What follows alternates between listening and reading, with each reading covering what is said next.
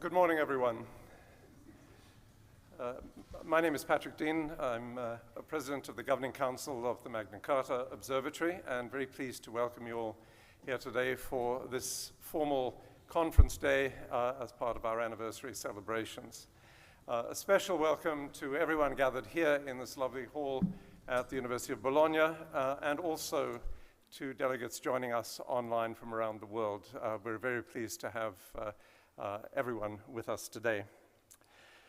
The Magna Charta Observatory and the document that it exists to support, the two documents that it exists to support, is, as I think you all know, the child of two organizations, the European Universities Association and the University of Bologna. And I'm very pleased to acknowledge today with us Amanda Crowfoot, the Secretary General of the European Universities Association, and Professor Giovanni Mollari, the Rector of the University of Bologna.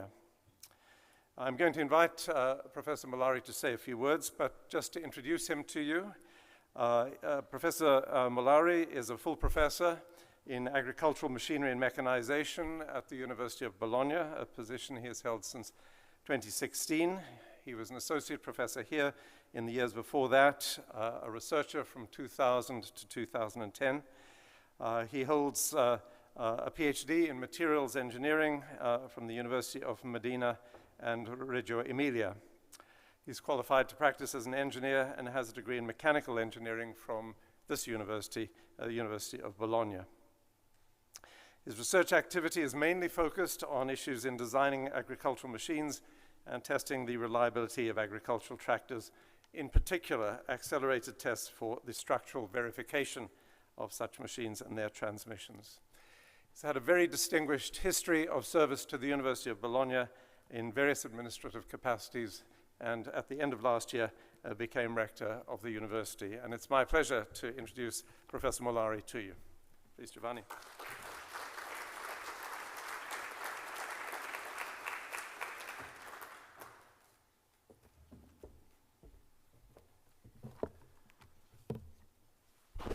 Good morning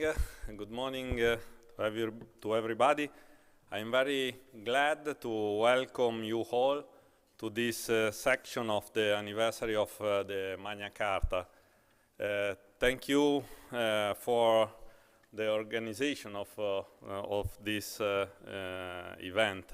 Hosting this solemn event that reaches and involves universities all over the world, it is a great pleasure for the University of Bologna.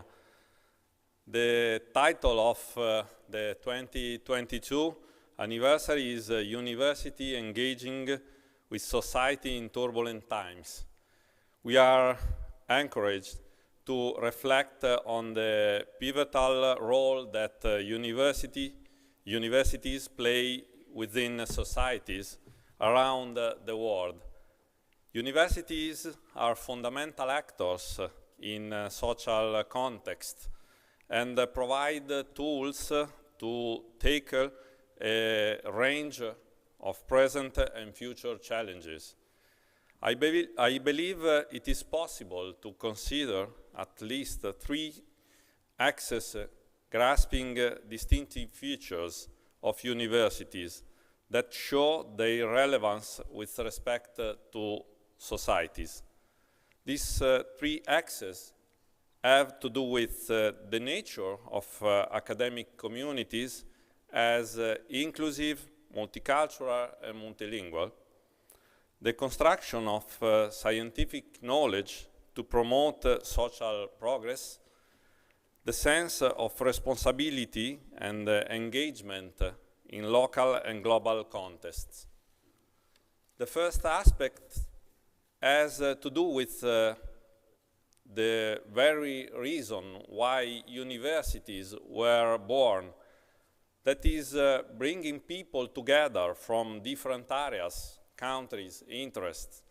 And this is still what universities are devoted to do a daily basis. The essence of academic communities lies not only in their building expertise in a number of fields, but also in welcoming and representing a range of cultural backgrounds. In this sense, universities provide an exceptionally rich opportunity to design and test the joint work and common life of highly heterogeneous communities, which mirror the highly heterogeneous character of societies themselves.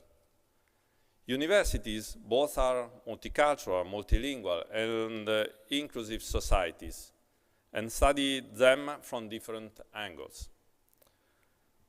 With respect to the second axis, that is the contribution to social progress, communities are built within universities that share values, love for knowledge, and sustainable development. Universities are great promoters of scientific progress. Their vocation is to pursue excellent innovation, to be at the forefront in understanding what the trends and major challenges from and for societies are, to be ready to play a transformative role whenever needed. Academic institutions are called to put forward innovative vision on such crucial issues as, just to mention a few, technology, artificial intelligence, sustainability, climate change, mitigation, health, and well-being, as the event of these days demonstrates. Last but not least, the third axis is linked to the impact academic communities can have well beyond the boundaries of universities for societies locally, nationally, and internationally. Universities play a crucial role as a social engaged actors in large respects and at different scales. The construction of top scientific knowledge has to do with national and international equilibria, with the sharing of competence and support of different areas of the world, and with the welcoming of students and scholars from conflicts and socio-economical crises, in collaboration with local, national, and international institutions. In the end, what we are called to reflect upon here is how research and educational paths shall contribute to making societies ready for future challenges, and especially so in a context such as the present one, in which international equilibria are shaken by conflicts and are needed to be rethought and reshaped. The University of Bologna is constantly committed to pursue activities along the three dimensions just recalled. It promotes initiatives aimed to community building, to foster dynamics of social interaction and inclusivity, coexistence of differences, constructive exchanges. Mutual understanding and tolerance, design of best practices, and new communications formats to promote intercultural and transcultural dialogue are all implemented within our university. Collaboration with international nations and local institutions is pursued to welcome minorities, scholars at risk, and asylum seekers. Innovative formats in education and service learning and promising options to share and disseminate scientific research are designed and aimed for the wider social context too. All this is promoted being faithful to the values of freedom, tolerance, and inclusivity we all share here. I'm certain that this conference and this 3-day, one more, event in this its entirety will provide excellent insights into present challenges and their possible development. Let me conclude by once again welcoming you here in Bologna, and I wishing you all a pleasant and fruitful stay. Thank you very much.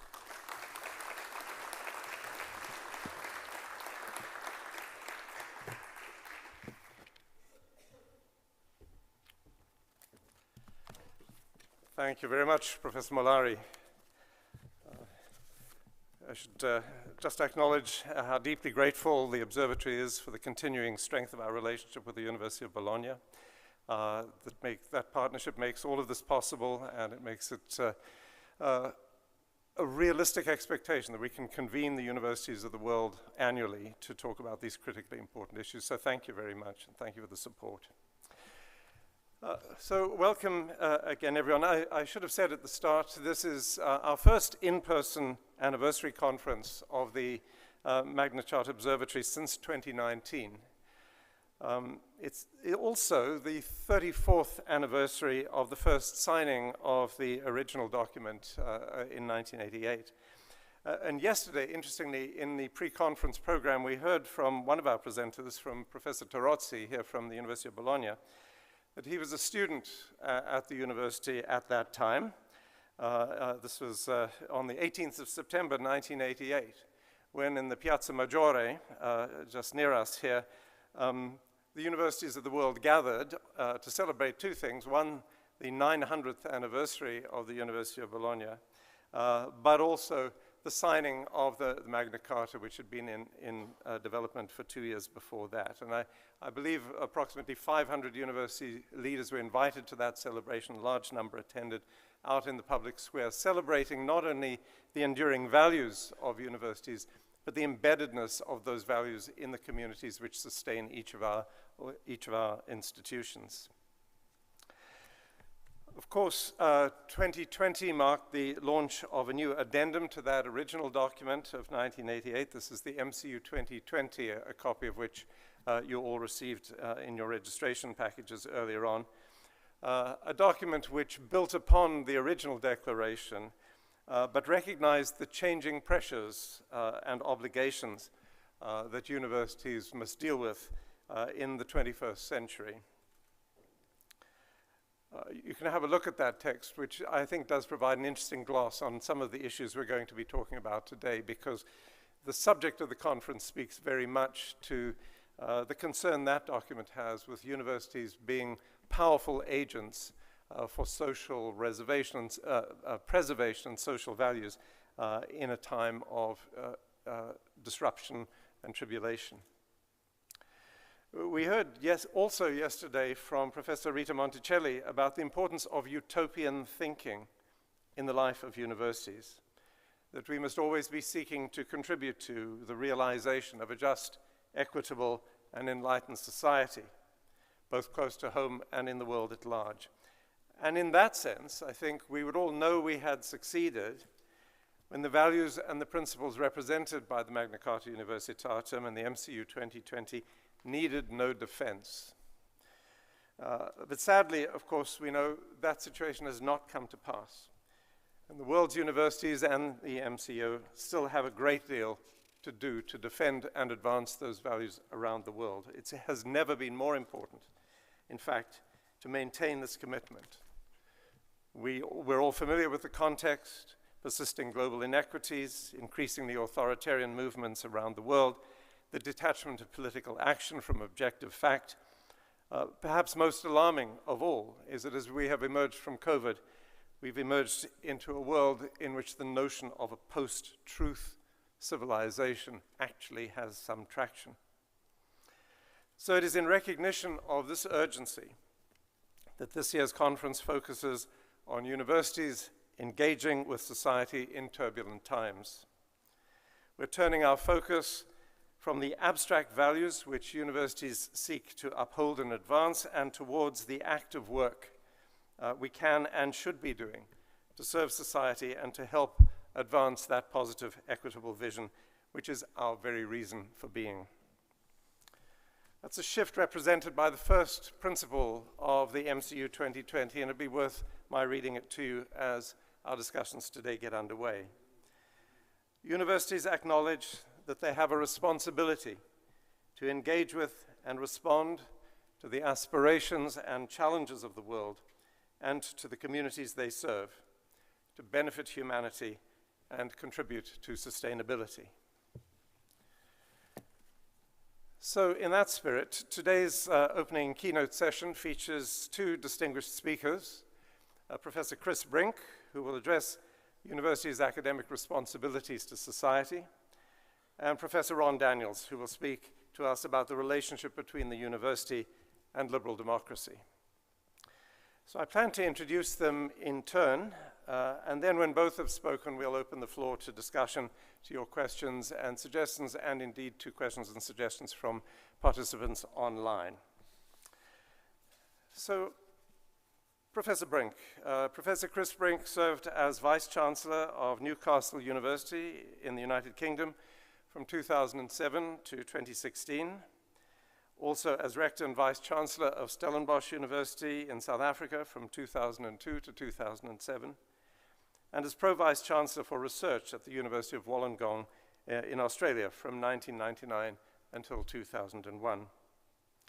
Before that, he was Professor and Head of the Department of Mathematics and Applied Mathematics at the University of Cape Town and served as the university's Coordinator of Strategic Planning. Other positions include a Senior Research Fellowship at the Australian National University in the 1980s. Chris Brink is known as a champion of the idea of a civic university, which he has articulated in relation to two key questions. What are we good at, and what are we good for? For his work with the city, he was awarded the Freedom of the City of Newcastle upon Tyne, and during his tenure as Vice-Chancellor, Newcastle University twice won the National Thelma Award. This is the Times Higher Education Leadership and Management Award, as well as the Athena Swan Silver Award for the advancement of gender equality. He is the author of The Soul of a University, Why Excellence is Not Enough, and editor of The Responsive University and the Crisis in South Africa. Professor Brink.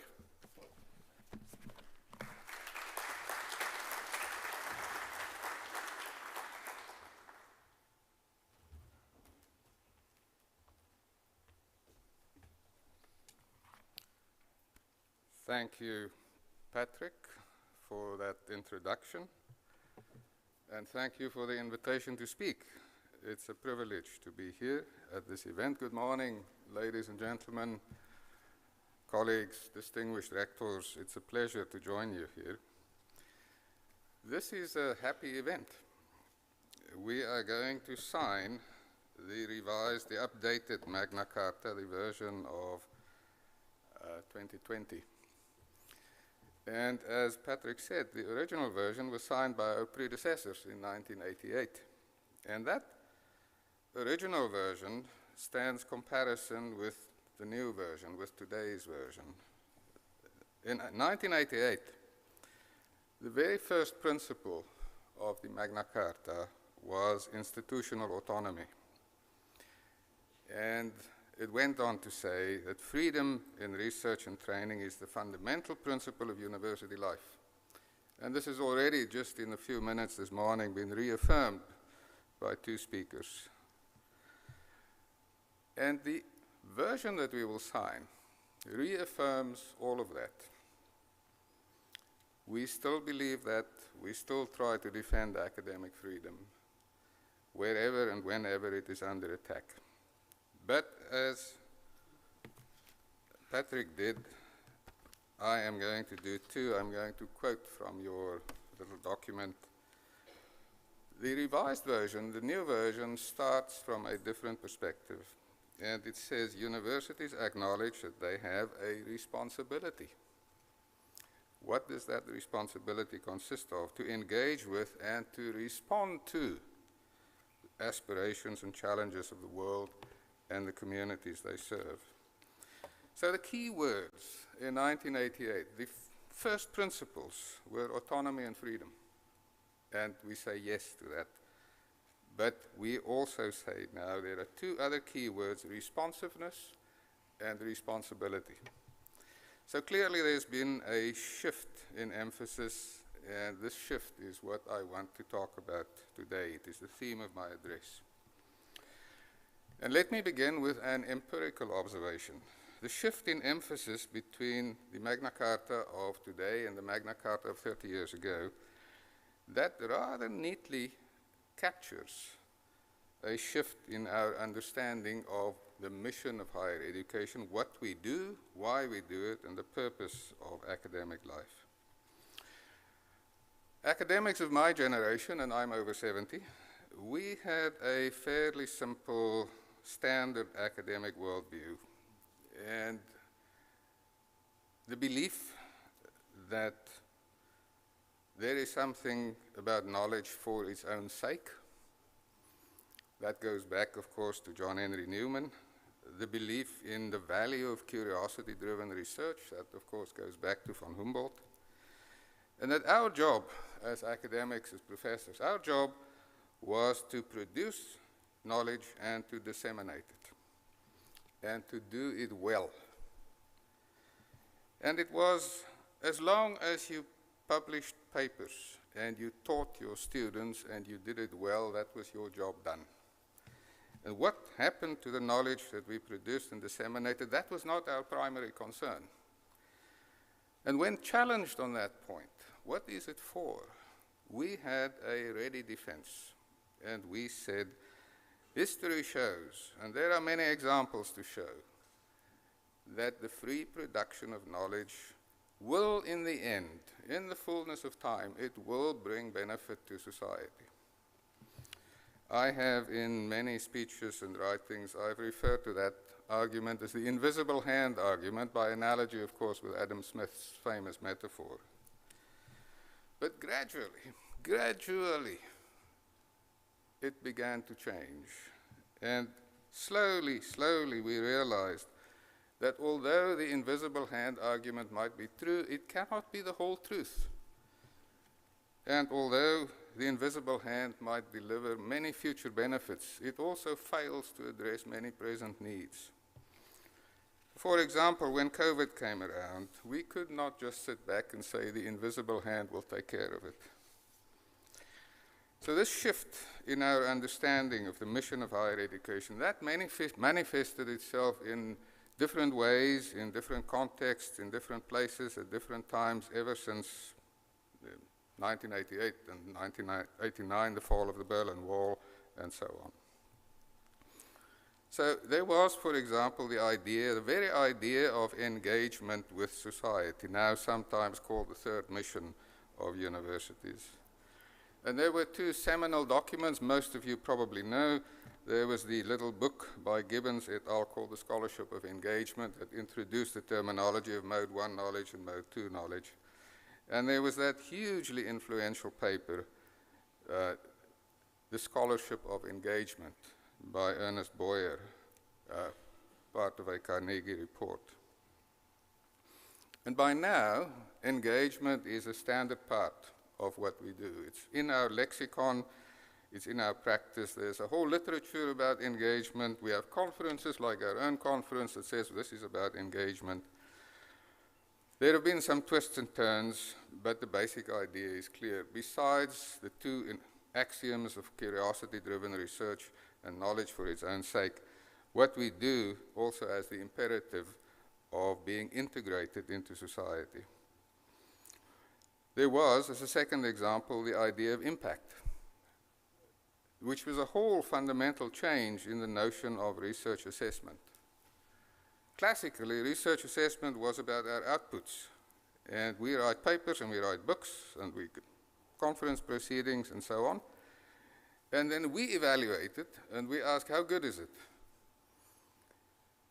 And these are measures of esteem. And now we have a whole sort of quantified system of saying how good we are and how high esteem our outputs have. But the new question was not just how good is it, but what difference does it make?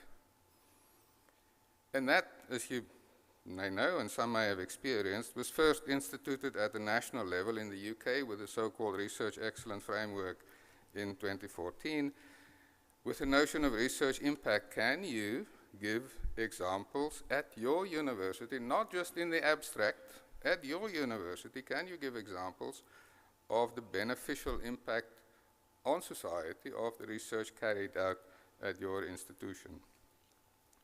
And this has by now taken root in other countries, Australia, New Zealand, in European countries, the Netherlands, in Norway, in Poland, in Italy, in Hong Kong, and so on. And there's the idea of university social responsibility, by analogy with corporate social responsibility, which says the bottom line cannot be only about money. University social responsibility says the bottom line, our bottom line, cannot only be about excellence. It's not only about how good we are in our own eyes, it's about what difference does it make. And again, it's now standard part of the academic discourse. So in summary, those examples brought me to the two key questions that Patrick was kind enough to mention. We are very good at saying what we're good at. And any rector in this room, if a journalist were to ask you, what is your university good at, can reel off an entire list of accomplishments and say, my university is very good at this and that and the other. But we are much less fluent still at saying what we are good for, and we stumble and mumble a bit about it. So what we are learning is that the second question is as important as the first. And so to repeat, this change in our understanding that the good for question is as important as the good at question, this is rather neatly captured by the Magna Charta 2020, which we will sign tomorrow.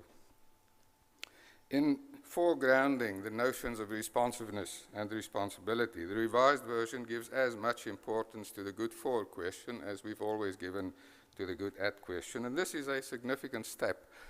When you sign tomorrow, this is something to be aware of. But being fairly new, these principles of responsiveness and responsibility, they have not yet enjoyed anywhere near as much scrutiny and analysis as the principles of freedom and autonomy.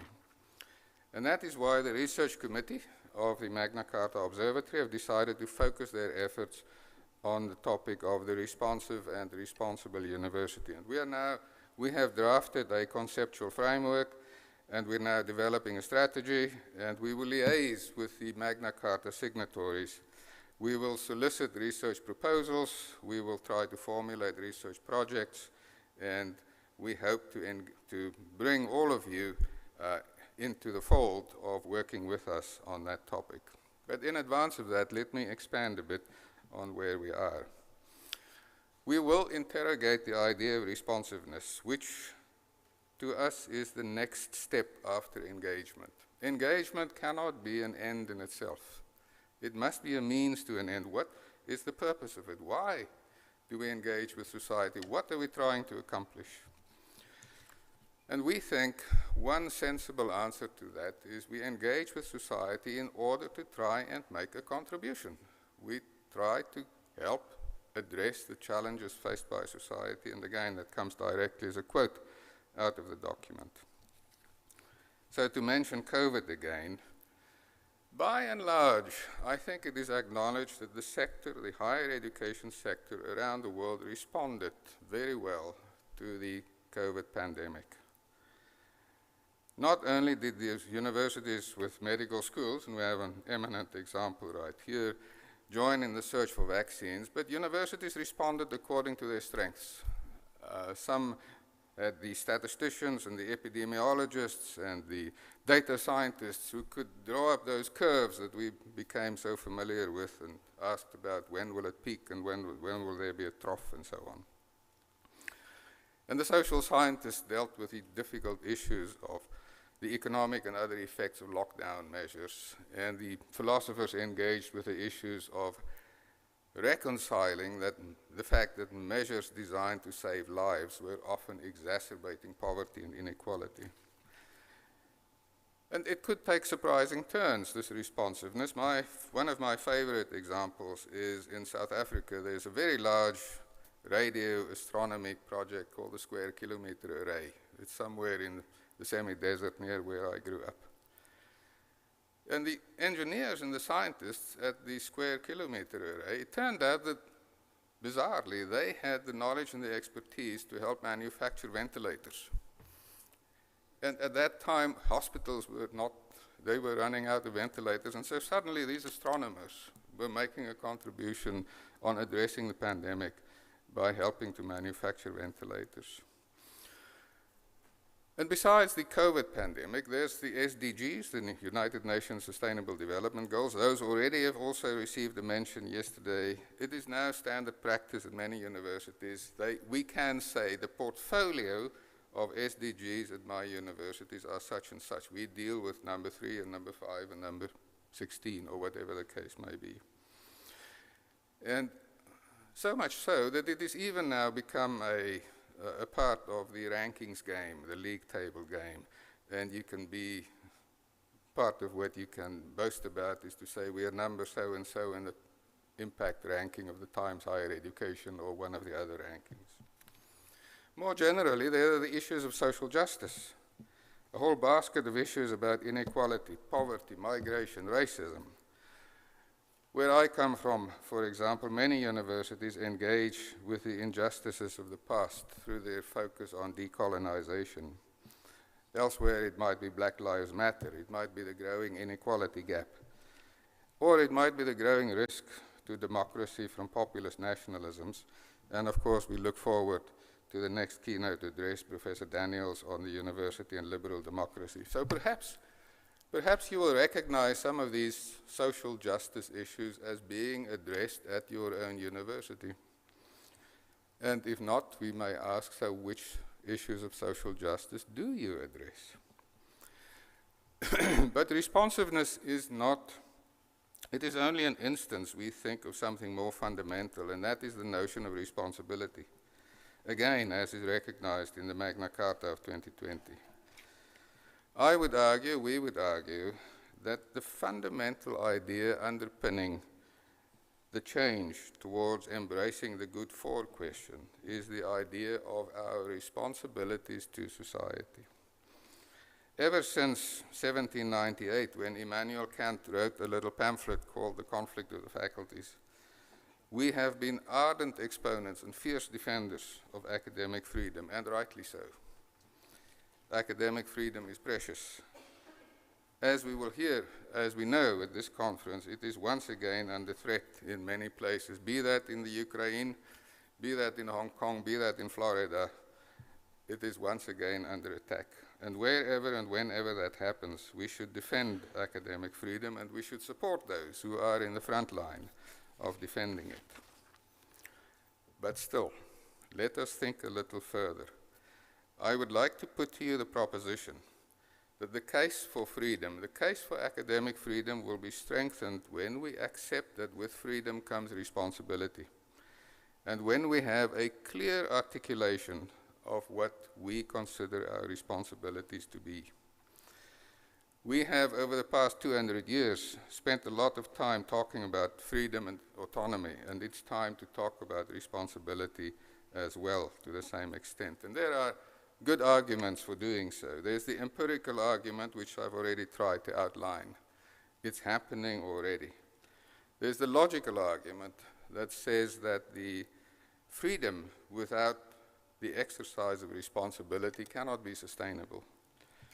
And there's the moral argument that says if we enjoy freedom, if we have resources, if we can contribute to addressing the challenges of society, it would be morally irresponsible not to do so.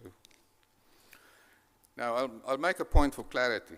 I think we must distinguish between internal and external responsibilities. The internal responsibilities, these are how we conduct ourselves amongst ourselves. What are our values? And again, the observatory has a project on values. And we share, as we already heard, we share values such as objectivity, rationality, rigor, research integrity, honesty, ethical behavior. But what are our external responsibilities? This brings to bear a whole new set of concepts: engagement, responsiveness, impact, social justice. And I think both we can articulate the internal responsibilities, but we should not neglect to articulate the external responsibilities. Also, from a point of view of completeness and realism, let me acknowledge that an agenda of acknowledging our responsibilities is not without risk. There is, as an obvious example, the immediate risk of being misunderstood, of a misperception. And I'll share a little anecdote. In preparation for this address, I was interviewed by one of the higher education newspapers and tried to articulate what I'm articulating now, and I thought the interview went well. But when it appeared in print, some sub-editor had given it a headline that said, "Freedom versus responsibility." And I thought, no, there is no versus in this equation. We are not talking about some kind of agenda of putting responsibility ahead of or in contraposition to freedom. We are talking about freedom with responsibility. There's a more fundamental risk that others may be keen to tell us what our responsibilities are. The government is often keen to tell us what our responsibilities are. Pressure groups, single-issue activists, donors, business and industry. So I'd like to be as clear as I can on this point. What I'm advocating, what we are advocating as a research committee, is not some kind of right-wing agenda that would put responsibility ahead of freedom, and neither does the Magna Charta.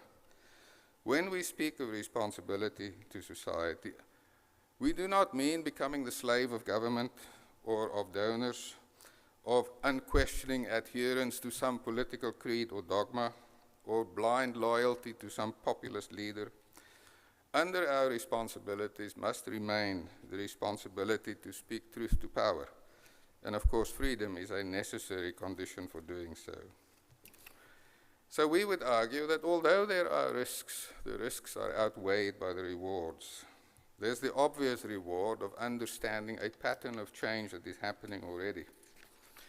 There's the reward of being able to articulate clearly and convincingly what are we good for. And there's the reward of occupying a morally defensible position. But above all, there is the reward that once we acknowledge our academic responsibilities freely, voluntarily, clearly, then we strengthen the case for academic freedom. So having argued that nobody should dictate to us what our responsibilities are, it would be wrong for me to try and tell you what I think they are. It's not my purpose today to try and give you a tick list of academic responsibilities.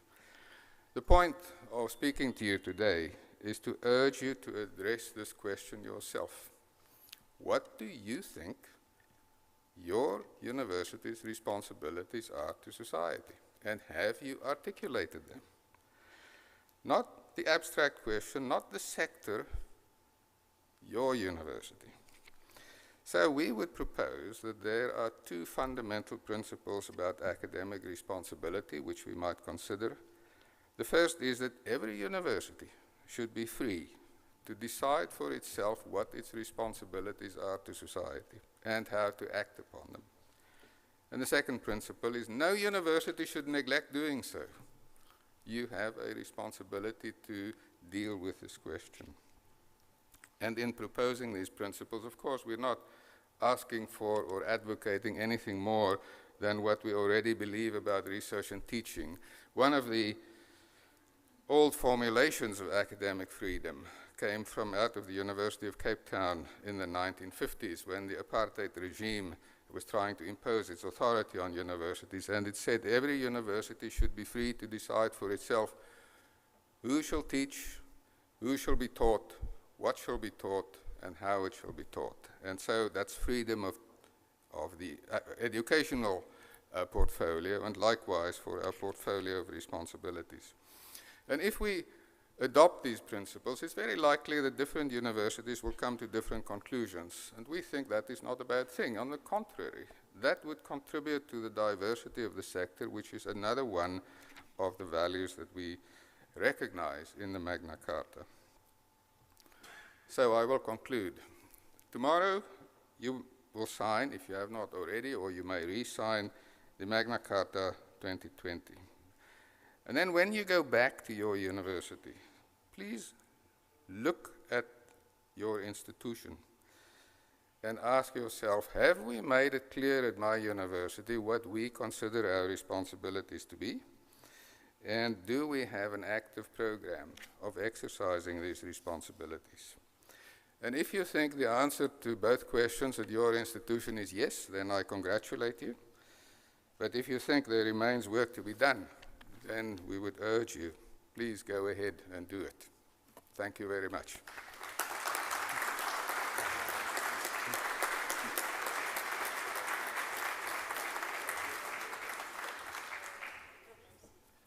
Thank you very much, Chris.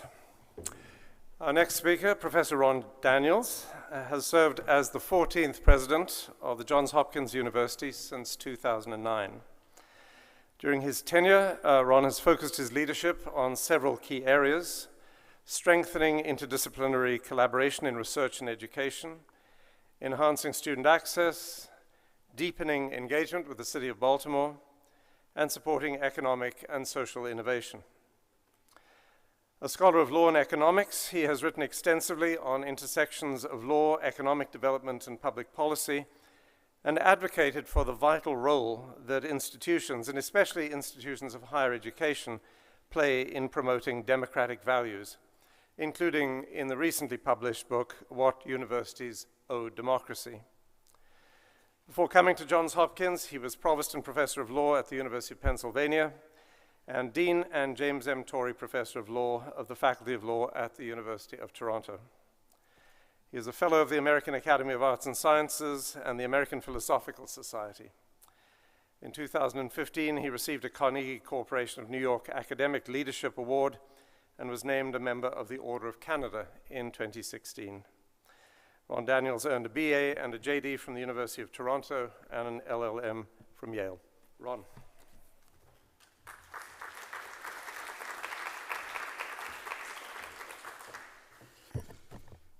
Thank you, Patrick, for that introduction, and Chris, thank you for that wonderful and very provocative talk. And I think in some sense, and I'm hoping my remarks here today will be at least somewhat of an answer to that call to action.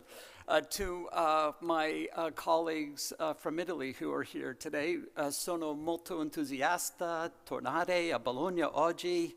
Come tutti sapete, Bologna è molto speciale per me a causa dei suoi legami con la mia università.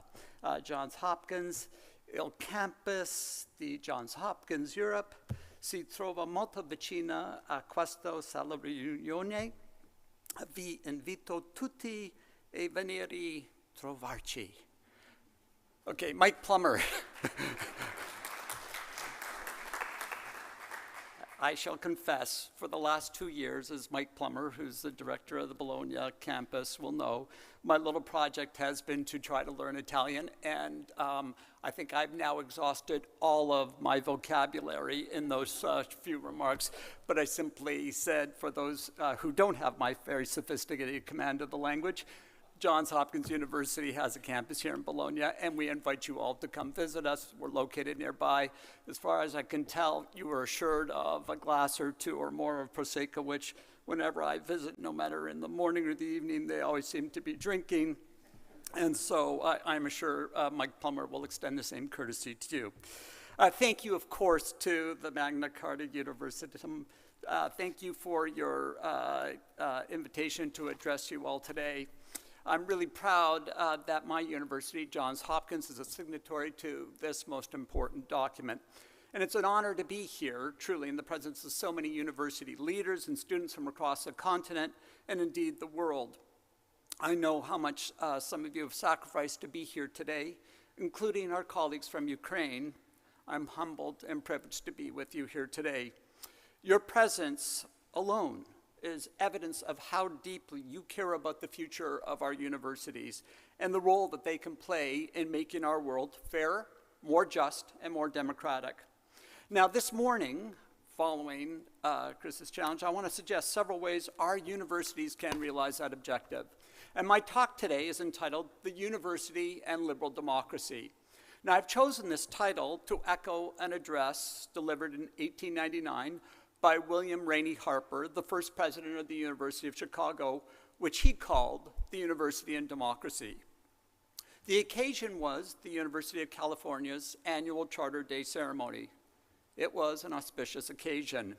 Here, in the twilight of one century, and at the dawn of the next, was the president of one of the United States' leading private research universities speaking at a public institution that would in time be a model for university systems across the globe.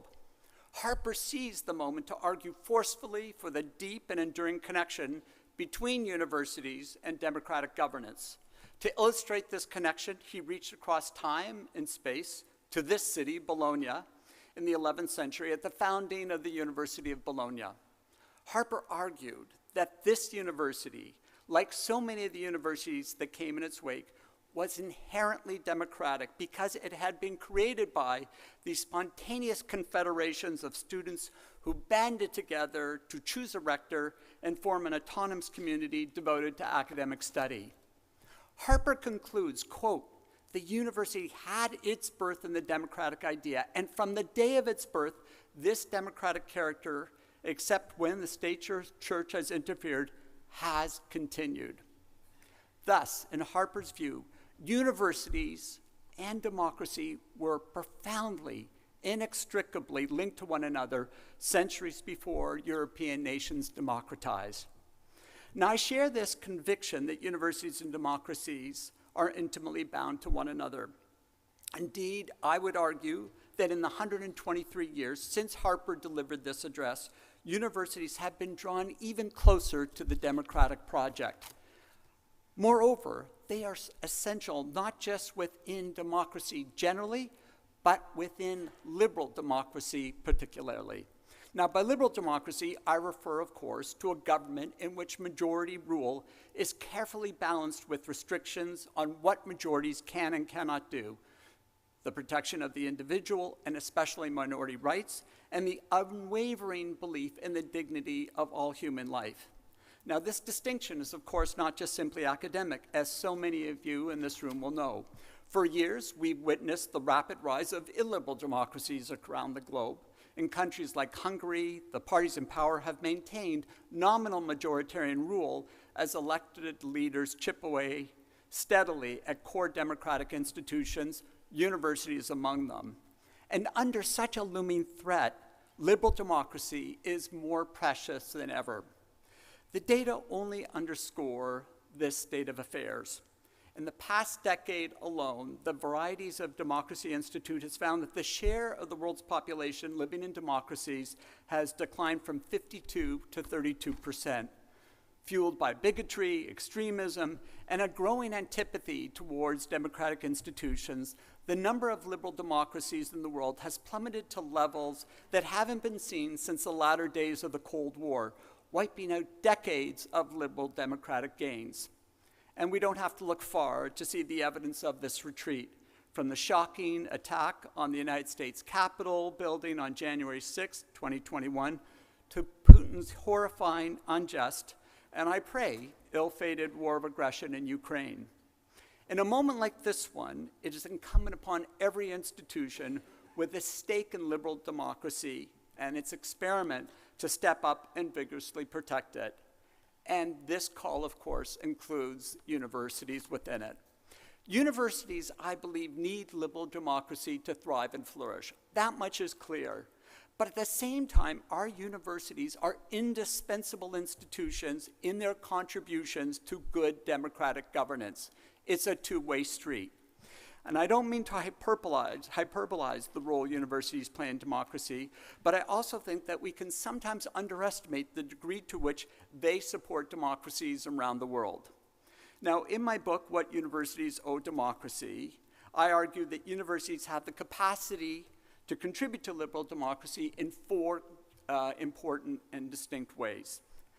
First, they advance mobility, social mobility, by launching students up the socioeconomic ladder. Second, they educate students in the values, histories, and aspirations necessary for good democratic citizenship. They steward facts and cultivate expertise that can be used to inform the public and policymakers, and as importantly, check the exercise of public power. And finally, they foster pluralism by bringing people together from vastly different backgrounds and teach them how to engage with one another in a meaningful way across their differences. In recent years, in truth, I've begun to worry that universities have faltered in discharging each of these roles. This is on us. And this is diminishing not only their ability to support democracy, but also in truth is imperiling the trust that the public reposes in us. But I also believe that if universities engage in a rigorous process of self-searching and reform, that we can truly renew and fulfill our democratic obligations. In the time that I have, I'd like to walk through the 4 functions that I've just enumerated, identify areas where I believe universities have faltered in fully discharging their roles, and then offer a few thoughts on what we might do to restore these vital capacities. My analysis is drawn mostly from my experience as a university leader in Canada and the United States, but I believe there are many points of convergence with the experience of universities here in Europe and around the globe, and I'll be eager, of course, to hear your questions and comments in the Q&A that follows our formal remarks. So first, to start, social mobility. Liberal democracy is premised in part on the notion that all people, regardless of the station of their birth, should have the opportunity to succeed on the basis of their aptitudes and their efforts. In the United States, of course, we call this promise the American dream. And our colleges and universities have long been among our society's most important institutions for making that dream a reality for millions of young people. Consider one basic fact. An American with a bachelor's degree earns about twice as much on average as an American with only a high school diploma, and is far less likely to experience poverty or unemployment. Yet, as we look across the socioeconomic spectrum, we know that higher education, access to higher education, is not nearly as equitably distributed as it should be. In the United States, 45% of children whose parents hold 4-year degrees and 60% whose parents hold postgraduate degrees graduate from a 4-year college, compared to only 17% of children whose parents did not attend college. The situation is somewhat better on this continent, but the divides are still stark. In Europe, almost 3/4 of children whose parents graduated university go on to graduate themselves, compared to less than 1/3 of those whose parents didn't.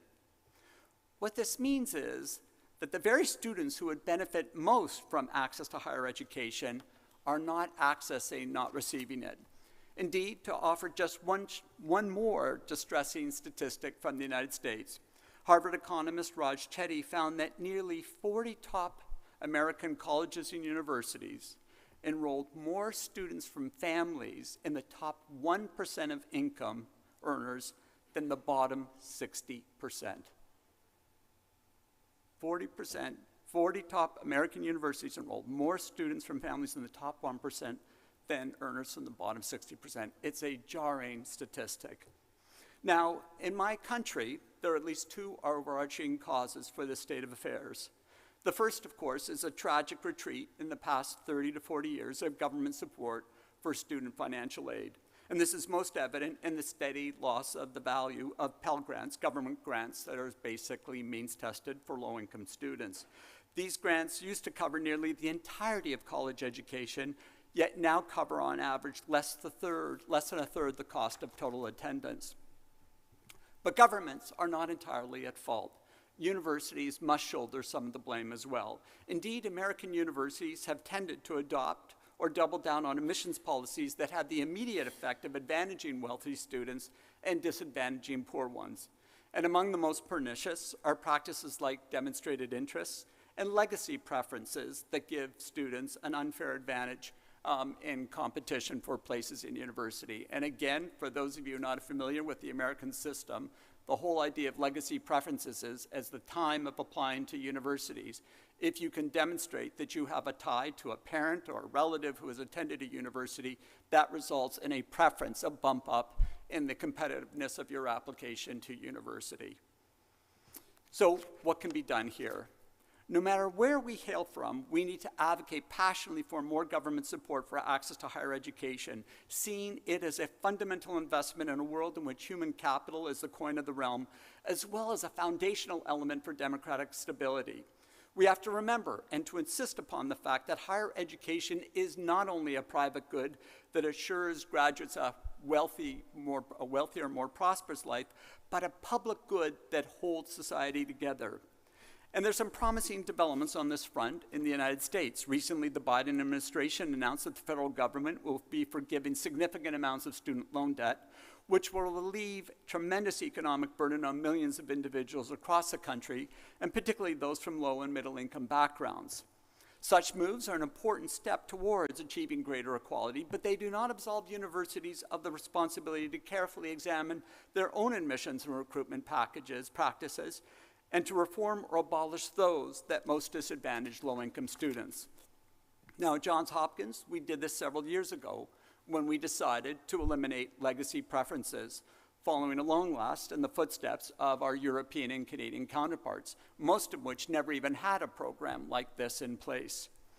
There's a prevailing sense among university leaders in the United States that eliminating legacy preferences, as we did, would create a firestorm of objections and imperil alumni donations. Our experience at Hopkins clearly dispels that notion. Although there were, in fact, calls from some quarters that were critical of what we did, the lion's share of our alumni was positive and encouraging, and the decision had no discernible impact whatsoever on our fundraising. Still, it remains clear that we must do far more to make our institutions more equitable to students of all backgrounds. Now, the second area that I want to discuss is civic education. In the United States, long-term trend lines of civic participation are troubling. From 1984 to 2014, the share of American adults who said that they didn't believe that staying informed about current affairs was an obligation of citizenship more than tripled, from 6 to 20% of the population. In parallel, dissatisfaction with democracy has risen substantially in nations across the globe, with very few exceptions. According to the Center for the Future of Democracy in Cambridge, we are in the midst of a democratic malaise. This problem is especially acute among young citizens today, many of whom are also university students. In my experience, universities rarely do enough to educate our students on the values, the virtues, and philosophical underpinnings of liberal democracy. Too often, we've been content simply to let primary and secondary schools bear that burden, feeling that that's not our responsibility. Yet we don't have that luxury any longer. In the US, only about 25% of American K-12 students demonstrate even a rudimentary level of proficiency in civics. Meanwhile, almost 70% of high school graduates now go on immediately to enroll in post-secondary education each year in the United States. So with so many students entering our institutions who lack a sufficient foundation in civics, we, as educators and leaders, have an obligation, I believe, to restore education for democracy as a core element of our institutional mission. At the center of any effort, I argue, should be some kind of democracy requirement. By this, I mean a requirement that incorporates a rigorous study of the ways in which the democratic experiment has achieved its highest aspirations, as well as the ways in which it has fallen short of its ideals of equality, liberty, and opportunity. How any given institution achieves this will need to be determined by its own history, context, and the populations it serves. But whatever specific forms it takes, this education need be neither reactionary nor radical, but even-handed and comprehensive. And above all, it should provide students with the knowledge and tools to renew democracy's promise. Now, at Johns Hopkins, our course offerings in democracy have grown rapidly over the past several years, and we still have work to do to ensure that all of our students are coming in contact with these courses, but I'm heartened by our current trajectory. And I've also seen fascinating experiments from across the higher education landscape, from introductory courses in democratic citizenship to required civic exams. In the coming years, hopefully we'll begin to see what measures are most effective at providing students with education and democracy so we can respond to this deficit. Let me turn to my third category, and that concerns facts. It's clear, as we know, that facts are the lifeblood of democratic life. They are indispensable to public decision-making and debate. And yet we know facts are more fragile than ever. We know from example after example that authoritarians cannot abide facts that would in any way constrain or undermine their quest for untrammeled power. Polish poet and diplomat Czesław Miłosz put it best when he said that authoritarians are always ready to bypass a fact when a concept comes into conflict with reality. Universities have long been preservers and discoverers of facts, as well as places where faculty pursue lines of inquiry and publish insights that may run counter to the interests and claims of those in power. Our institutions have a profound responsibility, as Chris just said, to preserve and publish facts for the sake of the common weal. But regrettably, we've been not doing enough to discharge that role, and I worry that we're now at risk of subverting it through our own neglect. Indeed, over the past 2 decades, real cracks have emerged in the academic research enterprise, and chief among these is a reproducibility crisis. Study after study after study have demonstrated that an unsettling amount of research in the life sciences and social sciences simply cannot be replicated. Meanwhile, important areas of scientific inquiry, like climate change, have become so polarized as to resist sober, evidence-based disagreement. And these trends haven't gone unnoticed by either governments or the public. They have imperiled the reliability of discovery, as well as the public perceptions of the robustness, the reliability of academic work. Moreover, they fueled partisan attacks on universities that accuse us of being places driven more by ideology than a commitment to truth. The answer to this problem, I believe, lies in bringing our knowledge ever closer to the people it is meant to serve. We can no longer expect that we are to be trusted simply by virtue of our credentials, our formal credentials. Indeed, we must once again prove that we are worthy of being entrusted to pursue discovery and push the boundaries of accepted knowledge with diligence and with accuracy. Now, we're living in a moment that calls for, nay, demands, openness and transparency as a way of burnishing trust with the broader public. The COVID-19 pandemic has shown the promise of such approach, as well as some of its vulnerabilities. On the one hand, we've seen remarkable successes. The sharing of data in real time across a vast international network of researchers and the open publication of research results have accelerated our understanding of COVID-19 and its many variants, and led to the rapid development of path-breaking treatments in ways and at a pace that would have been unimaginable even a few years ago. And at Hopkins, of course, we were proud to play a role in combating the pandemic through the Johns Hopkins Coronavirus Resource Center, which has served for nearly 3 years as an indispensable repository of data about COVID-19 for public and policymakers, as well as a key source of expert interpretations of this moment. But at the same time, however, the research enterprise, you will recall, experienced a number of high-profile setbacks during COVID, where bad data or shoddy analysis were released into the world too quickly and then fueled disinformation campaigns. For me, however, such missteps are not reasons to close ourselves off from the public, but to embrace openness and visibility for all they have to offer to discovery and democracy alike, and to do so with some guardrails that will help ensure that the data we produce and verify and the insights and recommendations we draw from that data remain a critical and reliable public resource. Europe is in many ways on the cutting edge of open access and open science, and I'm hopeful that the United States can learn vital lessons from your experience as we venture into this new era of connectivity and openness together. The Biden administration recently announced a rule that would make taxpayer-funded research available to the public without any embargo period. And our nation will be looking to your experience over the last several years with a similar rule announced by the European research funders as we assess what sort of policies and infrastructure are necessary to build on top of this rule. At Hopkins, we're already beginning to explore these possibilities of greater openness by collaborating with the City of Paris to adopt their open source government service platform, Lutis, to foster more direct citizen engagement in Baltimore. And we're hopeful that such relationships will multiply and expand in the years ahead. Finally, the last way that colleges and universities, I argue, serve democratic society are by acting as microcosms of pluralistic democracy that brings students into meaningful contact with peers whose backgrounds and whose beliefs differ profoundly from their own. The 2020 version of the Magna Charta Universitum says the following of universities: academic freedom is their lifeblood, open inquiry and dialogue their nourishment.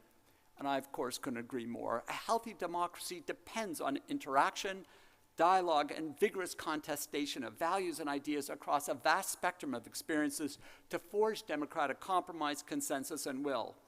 And yet, in this moment, citizens seem less and less able to communicate effectively across their differences. Evidence shows that people increasingly regard those with whom they disagree with distrust and see in those who hold opposing political views as being people whose ideas are to be feared and silenced, as people who are essentially enemies, rather than fellow citizens whom they can engage and learn from.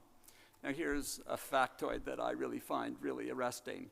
The fact that in the United States, in the last 50 years, the share of Republicans and Democrats who say they would be upset by one of their children marrying a member of the opposite political party has risen from about 5% for each party to more than 25% for Republicans and 20% for Democrats today. Now, many of you will be able, no doubt, to tell similar stories about your own countries and communities. For a great many young people, university is one of the first opportunities to leave the communities in which they grew up and to interact with others from different racial, religious, regional, socioeconomic, and political backgrounds. And over the last several years, indeed decades in the United States, higher education in the United States has become more diverse than ever. And yet, for all that we have done to increase the breadth of our representation, I believe we've not adequately, fully fostered in our students a capacity for the exchanges across these differences that are foundational to a healthy democracy. One reason for this in the United States is that we have fallen into the trap of allowing students to choose where they live, whom they live with, where they dine, and what classes they take. We know from research that when given these choices, students will often choose to associate people who look just like them and share similar backgrounds. Essentially, we've given our students a pass to opt out of encounters with people dissimilar to themselves. And even when these encounters across difference do occur, they're likely to be superficial and fleeting, presenting little opportunity for self-reflection and reasonable substantive engagement and disagreement. At a moment when we're seeing the corrosive effects of polarization, hearing so much about the deleterious effects of cancel culture, whether such a culture is real or perceived, perhaps we should start not by pointing fingers, but by doing the work to ensure that our students first understand how to live alongside one another and to speak to one another about difficult issues in our society. To my mind, that means rethinking how we shape student life on our campuses to promote more sustained encounters between students from diverse backgrounds, perspectives, beliefs, or political viewpoints, without, of course, sacrificing necessary opportunities for students to connect with peers who share similar identities. One step I call for in my book is that universities should work harder at fostering a stronger culture of debate and dialogue on our campuses. Universities, in truth, have become far too reliant on single speakers or panels of speakers who are in broad agreement with one another. One study found that American universities typically sponsor only about one event per year in which panelists debate a public policy issue that is explicitly designed to solicit different perspectives. Now at Hopkins, we recently launched a debate initiative that will model precisely this kind of engagement for our community through multiple marquee debates between intellectual leaders as well as student-organized debates around a host of different issues. Committing ourselves to more disagreement in our public events is one way we believe we can educate our community in the art of debate and the importance of civic friendship. And we should do this in the pursuit of instilling in our campuses a more purposeful pluralism. I fully recognize that universities right now face many hurdles. from financial hardship to the lingering uncertainty caused by the pandemic, to governments, legislatures, and communities that are suspicious, if not outright hostile, to the academic enterprise, to disruptions caused by war and conflict. Indeed, not long ago, one current candidate for the US Senate and a graduate of my alma mater, the Yale Law School, delivered a speech with the chilling title, quote, "Universities are the enemy." Under such extraordinary pressures, it can feel like we are always having to be on defense, making it difficult to even imagine launching new initiatives to support democracy. Yet I believe sincerely and deeply that this is precisely what we must now do. For centuries, universities have been called upon at moments of democratic fragility to step up. And if we believe William Rainey Harper, this has been going on since the very birth of the university itself. Standing here today in this historic place, I'm reminded, encouraged by the resilience and creativity of universities. We are indispensable to the democratic project, and I believe now is our moment to renew and to magnify that role in the months and years to come. We are eminently capable of meeting this moment. Thank you again for the chance to speak with you today.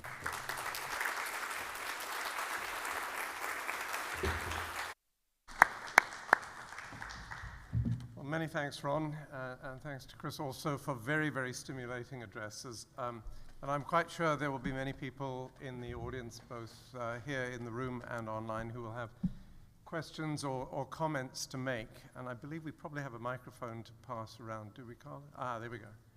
Questions, please, over there.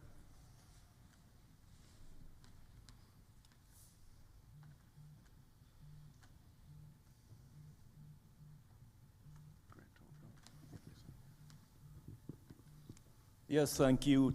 Two hugely inspirational talks that go straight into what we are here for, so thank you very much. There is one thing that I think should be brought to the table, and it has to do with the talks of both of you, in fact. And I could start with Chris Brink's, I think, fantastic dichotomy, although it's not a dichotomy. They are the same thing, really, to be good at and to be good for. But to be good for, to really show that we are good for something, is also something that is directly coupled to our role in democracy. We have to support the democracy to show that we are really good for something. But there is a risk in this discussion, because we are very inward-looking here. You used the pandemic as a backdrop for your talk. Let's go back to the pandemic and ask, what were the universities good for? One thing that has hit the headlines in all newspapers, of course, is the fantastic record speed that we could apply for the development of vaccines. In fact, this is very much what the universities are good for, because if you look at all the discoveries that provide the backdrop for the new vaccines, you will see that most of these discoveries were done at universities with state funding. But if we consider what happened, we see that the vaccines were unjustly distributed. Democracy is very much about justice and equity. As we know, Africa had to import, before the pandemic, 98% of the vaccines that they used in Africa. And the situation persisted after the pandemic. We saw the extremely unjust distribution of vaccines. So even if we are good at something at universities, we did make discoveries that made vaccines possible, we could not show what we were good for, because there were other players in society that made it difficult for us to get our knowledge and products into the society in a democratic fashion. So we are very inward-looking here. We have to address the governance, the industry, to ensure that the research that we do, in fact, can be disseminated to society in a just fashion. We cannot have this discussion just in academia. During the pandemic, we could not show what we were really good for, because there were IP issues, patent issues, industry and governance issues that in fact prevented us from bringing knowledge into the society in a democratic fashion. Thank you. Thank you very much. Chris? Yes, Ole. As somebody resident in South Africa and in Africa, this point about the unjust and inequitable distribution of the vaccines, it was a big issue for us. And it was not only the distribution, there were African scientists who also made a contribution to the development of those vaccines. And then the global north, the rich countries, having the capacity to manufacture at scale, they, how can I put this politely? They put their own people first rather than the global welfare. So you're quite right. Where the universities did well was in putting their knowledge and expertise to work in the development of those vaccines, and I think the record is good. Where they did less well was to speak out, contribute, and help with the equitable distribution of those vaccines. So I would take that as an example that the good for question was not yet as prominent as the good at question. Thank you. Ron, you want to comment on that? No. Please, we have another question here. Go ahead. Thank you very much. I'm Eric Dietrich from New York University, and thank you for these fantastic talks this morning. Very knowledgeable. I'm curious about your thoughts on higher education and university education in non-democratic societies. We know that around the world, university enrollments are increasing around the world, and in places like China, the Arabian Gulf, and elsewhere, more students than ever are attending universities. And curious on your thoughts of what the role is of universities in those places as well. In fact, now we know that more Africans are studying as international students in China than in the United States and the UK combined. So the flows of international students are also sort of deeply intertwined with these trends. And so curious about your thoughts on that. Thank you. Ron? Sure. So it's a really important observation, and one that I think has profound consequences, not just, of course, for the developing world, but even for the way in which we think about our role in supporting that enterprise. So a few things. One, I think you're absolutely right in seeing, the development of universities as, being really important to the social, economic development of these countries, and that's an exciting and important prospect in itself. And in a number of ways, we universities in the developed world have played a significant role in supporting a number of those institutions through exchange programs, through visiting professorships, fellowships, and so forth. I think probably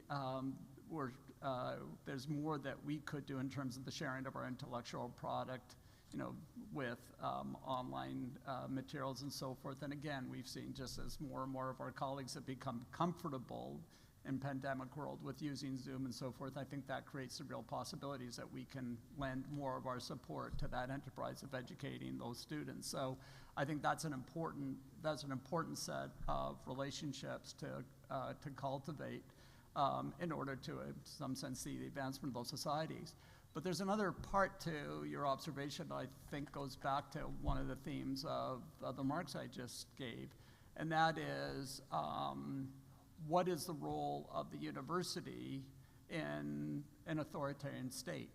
And in particular, do we think we can have great universities in a setting of significant restrictions on the capacity of individual faculty members to think without externally exposed constraints and so forth, efforts to limit access to internet sites and so forth. And here, it's really interesting, to see, the extent to which, at least in some of the conversations that I've been exposed to, and particularly this goes to what's happening in China, the belief that these institutions, and the core of my theme is that liberal democracy is essential to the really great research university, and that the relationship is reciprocal. We're really important for liberal democracy. And so the question is, when you look at authoritarian states, can you have great universities without bedrock liberal democracy to support and nourish those universities? And just going back to where I was a moment ago, in places, countries like China, the belief seems to be that, at least insofar as the sciences are concerned, more technical subjects where you're able to avoid issues that have some political salience. If you look at, how someone thinks about an engineering problem as opposed to thinking about issues of income distribution or political liberty and so forth that are raised in social science and humanities classes, that you can still build greatness in those fields, although it's a dubious proposition. You'll be able to do that in the social science and humanities, but the sciences engineering will be okay. I'm not so sure that's right. And I think this is something that I think is going to be a very important and interesting challenge in years to come, is to see whether we're truly able to see institutions that meet our standards of excellence and achievement being created, even in the sciences, in a setting where there's the fear of a knock on the door in the middle of the night for having somehow stepped out of the zone of permissible thought. And again, I think, at least from my perspective, this goes back to the very core belief that the truly great universities across the board really need liberal democracy to be able to thrive, and it goes the other way. If I can supplement that, it seems to me there's a curious fact which we have not yet recognized sufficiently, and that is that in liberal democracies and or non-democratic societies and democratic societies, sometimes we start from the same premises, but we reach different conclusions. So to pick up on Ron's talk, for example, Ron, you mentioned civic education, for example, as a good thing to do, as meeting a responsibility to society. And civic education would imbue students with the values, the virtues of liberal democracy, and so on. Now, you would probably find in some non-democratic societies that they would say civic education is a good thing. We agree. But then the conclusion, how that gets done is different, because you would want your students to learn how to question, whereas it's kind of the opposite in the non-democratic society. You would be told not to question. So the conclusion is different, and I'll give you an example. In a jurisdiction where I have some experience, part of the government policy is that the university should engage with what they call whole person development of the student. Now, you can't find fault with that. It's not only about learning mathematics and so on, it's about the development of the whole person. That's your educational task. But that goes further into part of whole person development is being taught responsible citizenship. And now your antennas begin to go up a bit. And then it goes further and it says, and that means universities should teach A and B and C. It should teach the national security law, it should teach this, it should teach that. So starting from not very different premises, you reach very different conclusions, and I think that is a difference between democratic and non-democratic societies. In a democratic society, you'd be taught to question. In a non-democratic society, you'd be taught what to think. Thanks very much, Chris. Question, please. Thank you to both speakers. My name is Klaus Beiter. I'm a human rights professor from Northwest University in South Africa. The philosopher Adorno says there is no right life in the wrong one. And my question is, as much as we try in universities to be responsive, we operate within an overall system given to us by governments, and the primary role, according to that, is for universities to produce graduates for economic growth, which is, of course, not the same as social justice. In fact, it may prevent that. On the other hand, we are to do impact research, but I would say the basic idea of the university is to do basic fundamental research, not only, but primarily. And impact research and basic research is two very different things. So how are universities to accomplish a true mission within this framework? And just to add on the discussion about the SDGs, I don't understand why universities so easily jump onto the SDG train, because ultimately, you know, if you read comps like Thomas Pogge or Naomi Klein, make it very clear that the SDGs are premised on economic growth rather than on redistributional justice, as would be the underlying theme of human rights. SDGs are premised on privatization. So they are very much part of the system that is actually preventing social justice. So for me, a ranking of universities complying with SDGs is very much tokenism and branding of universities more than anything else. Thank you very much. Who would like to tackle that one? Well, since we seem to be compatriots, let me begin. You say impact research and basic research are very different things. I don't think they are, actually. Good research is good research, and it may well lead to impactful work. In the analyses of the Research Excellence Framework in the UK and in Hong Kong, I was the convener of the research assessment exercise in Hong Kong. The analysis done after that showed that there's a strong correlation between the excellence of the outputs at the university and the impact of research done at that university. More or less, wherever good research was done, measured in the classical way, it turned out that there was good impact as well. So that's just an empirical fact, and there's the data and the statistics to show that.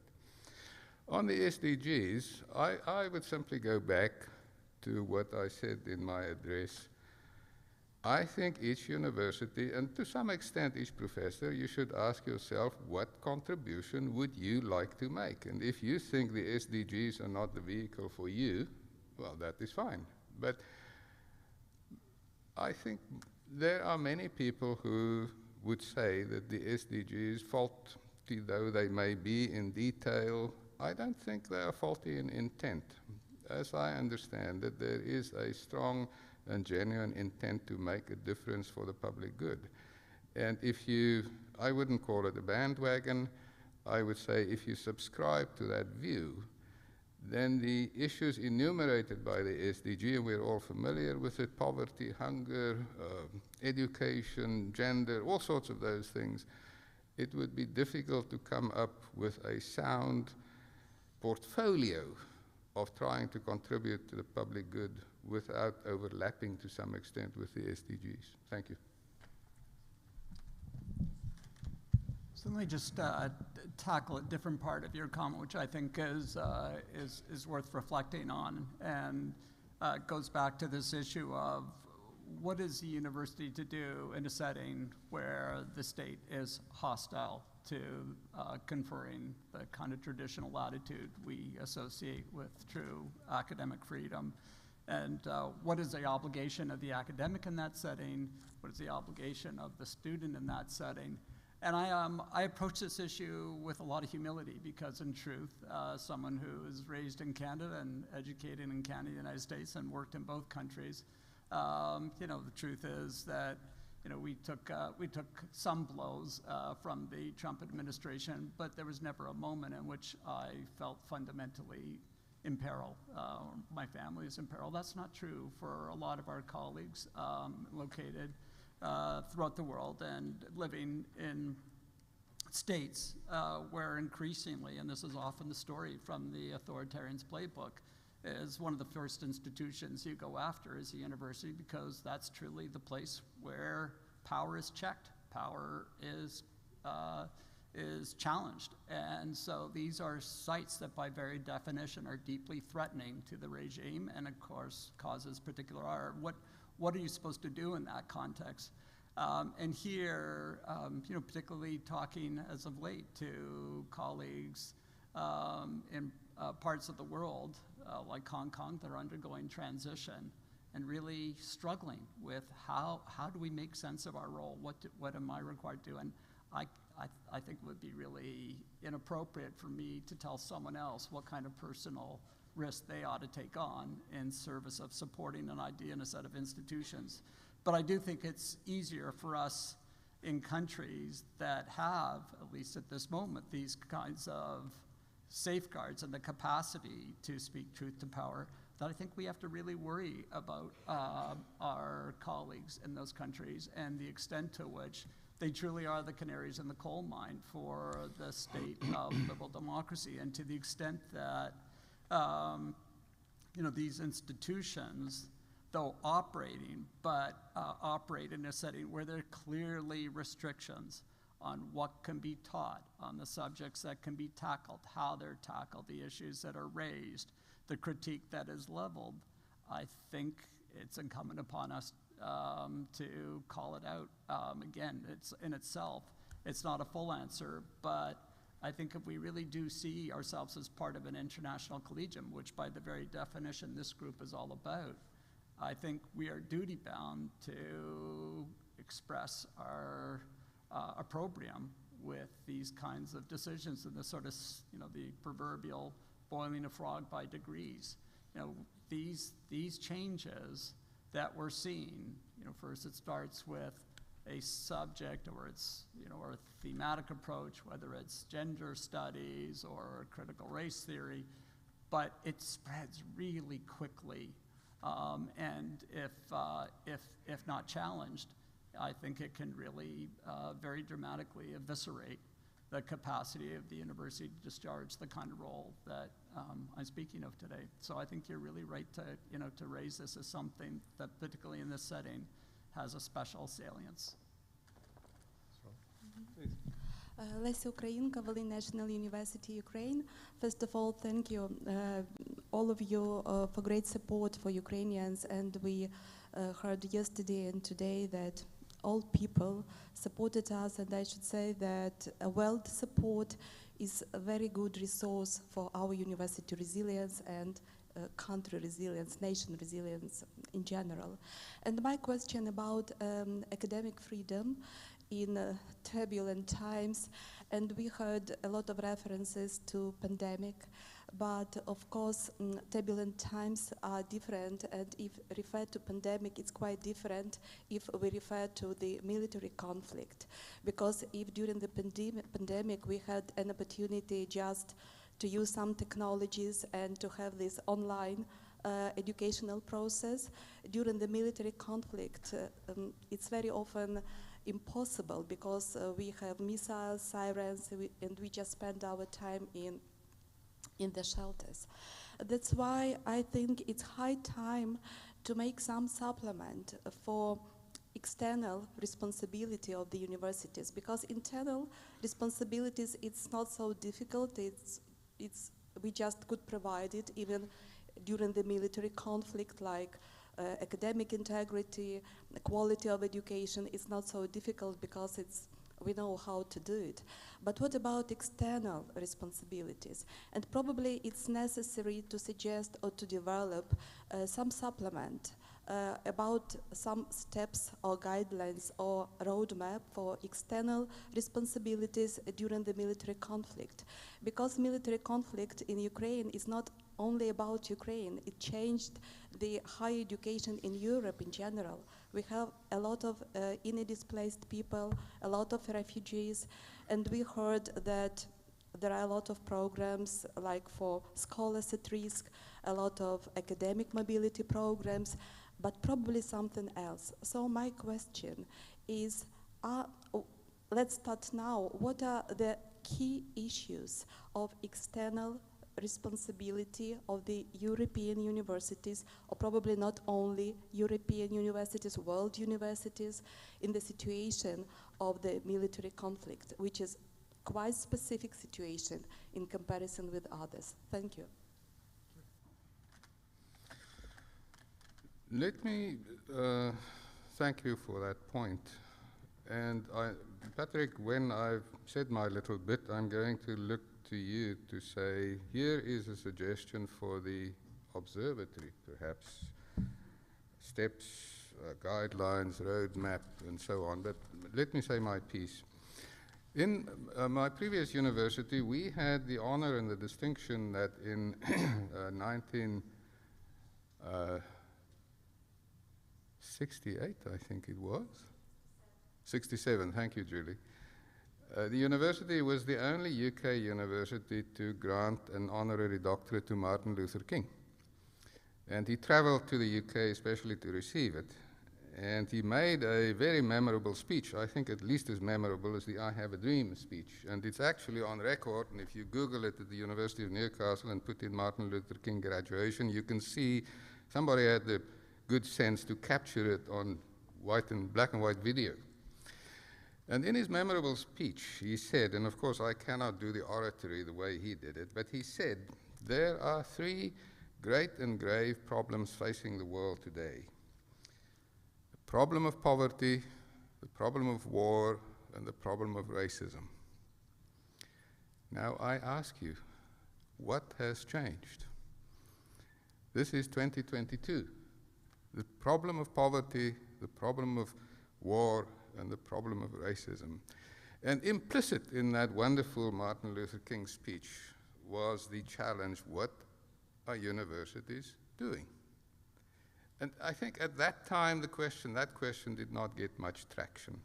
Because we were, as I said, in my generation, we were so wrapped up in being good at something and publishing more papers and so on that we didn't take on that challenge. But here is a very real, very relevant challenge. It is unfolding, as it were, before our very eyes. We have colleagues in this room who are suffering the consequences. What are we going to do? Thank you. Thanks, Chris. I think it is important to note that over the last year or two, this issue has become very central to discussions of the Governing Council because, to put the question the way I like to think of this, is the function of the observatory merely to be the custodian of a set of values, or is it to be more actively engaged in the, not just the proselytizing for those values, but for want of a better word, the enforcement of them? And our position hitherto has been that there are other organizations that actively intervene around the world in the name of these values. But it's a very good point, and your question raises it, especially in the light of MCU 2020. Where does that responsibility that is spoken about in that document extend? And what kind of actions does it lead to? So I can say, Chris, I think this is an important issue that the Governing Council will have to take up. Ron, any comments on that? No? Another question. Do you have the microphone? Good. Thank you. My name is Kwajo Apieje Etua, University of Ghana, and ambassador of Magna Charta.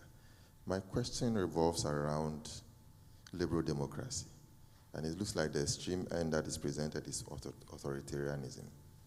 But we need to be, or I need some answers about whether the university should be tied to liberal democracy before its function can be properly contextualized or situated. Because we have a situation where in African, a whole number of African countries, after the fall of the Berlin Wall, democracy was reintroduced. And there was this idea that democracy can be imposed from outside. And we are seeing a situation where we are declining into democracy, liberal democracies. And it's because the kind of democracy that have been imposed are not working for Africa. And so it is not on extreme end authoritarianism and on the other end liberal democracy. I think African countries are calling for decolonization of the university in the sense that the university remains colonized in a number of ways. So we need to also look at, when we are talking about external responsibilities, as my colleague from Ukraine is saying, we should examine relationship between the university in the global north and the universities in the global south, because there are also some power dynamics there directly between these two types of universities, which is affecting the ability of the university in the Global South to function and really play its role in the responsive manner, responsible manner that we're talking about. And I think if that is not resolved, it will forever keep the university in African countries, for example, unable to be able to function as it should. And its importance for the society will be compromised.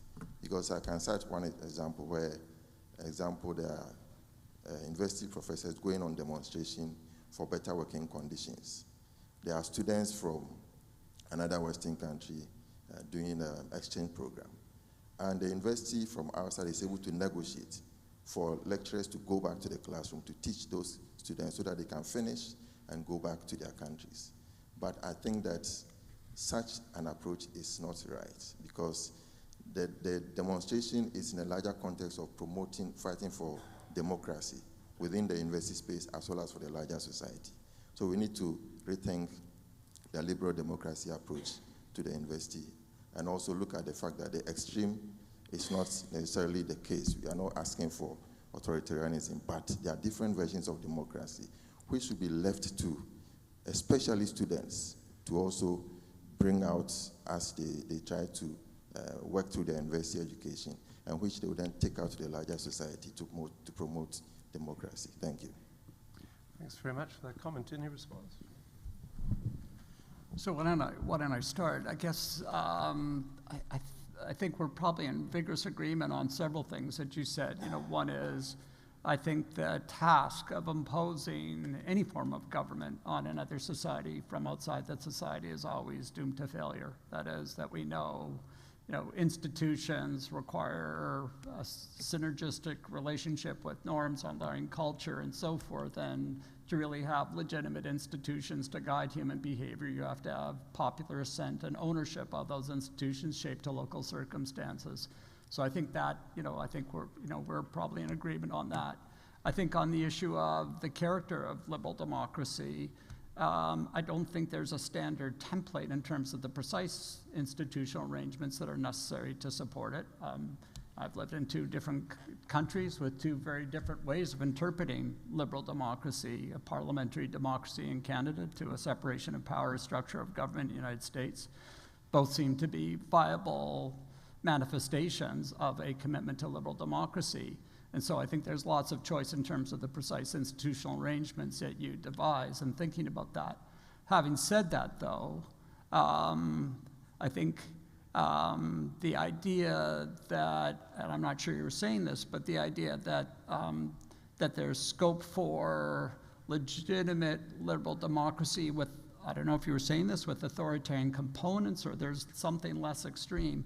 That's where I guess it would be good for us to have a further conversation so I can understand what you're meaning. But for me, at least, though one can differ as to parliamentary versus separation of powers, presidential forms of government, and so forth, that's, one can debate that on and on as to which is the superior form of organization. At core, I guess what I'm fighting for and feel strenuously is the idea that there is clear restrictions on the capacity of government to exercise its control, even with majoritarian assent, and in particular to injure minorities in a given political setting. That is the idea of liberal democracy, is notions of majoritarian will that often, that must by definition submit to rule of law, protection of individual rights, and so forth. And so for me, I would argue those are, as an endpoint, non-negotiable. But within that broad constraint, my guess is there's lots of scope for choice.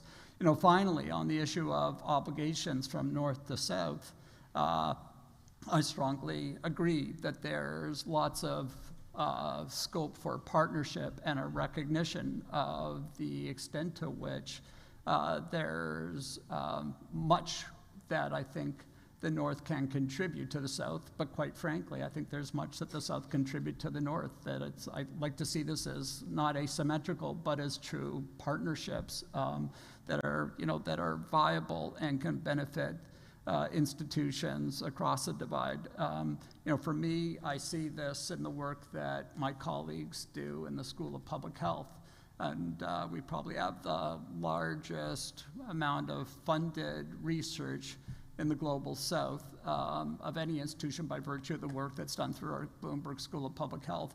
But having said that, a lot of the challenges that we're dealing with low life expectancy, a host of different issues around infectious disease, various forms of accidents and so forth, the problems that we're seeing in the global south are not very different from the problems that we see in the city of Baltimore, where a lot of these disparities and problems are quite acute. So I think there's lots of scope for us to benefit from that kind of partnership and exchange to make both our institutions, sets of institutions, stronger. Thanks very much, Ron. Thank you for the question. Could I add something, if you don't mind, Patrick? I'm glad this came up. We don't really talk a lot about power dynamics. And perhaps we should. There's all sorts of power dynamics. We know there's the brutal exercise of power when one country invades another country and makes war. There's the soft power exercise. And so Confucius Institutes come to mind as an exercise in soft power.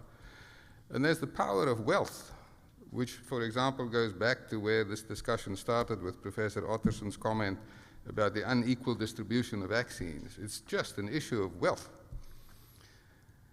But we don't talk about that very much. So I think the comment that African universities remain colonized has much to do with the exercise of power in one form or another. And decolonization, therefore, cannot be just a matter of tweaking the curriculum. It's a structural matter. It's a matter that goes to the heart of what we do and our place in society.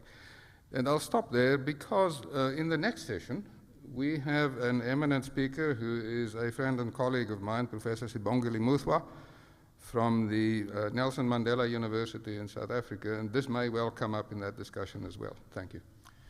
Thanks, Chris, and a very good way to end this session and bridge to the next one. So we have a half-hour break. Just to let you know, there is coffee and refreshments available on the second floor if you go out this door and go up the stairs. We will reconvene in half an hour, so that will be at 11:45. Join me, please, in thanking our two keynote speakers. It's fabulous, Ron. Yes, thank you.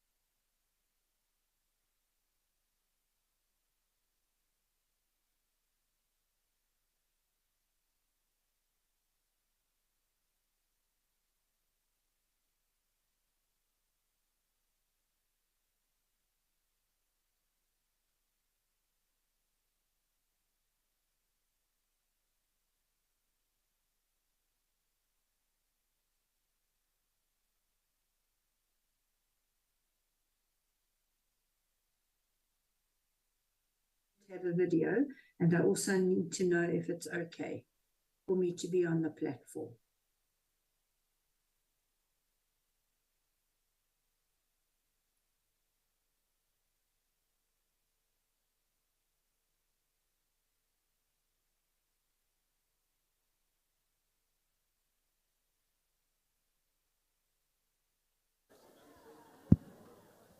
Test.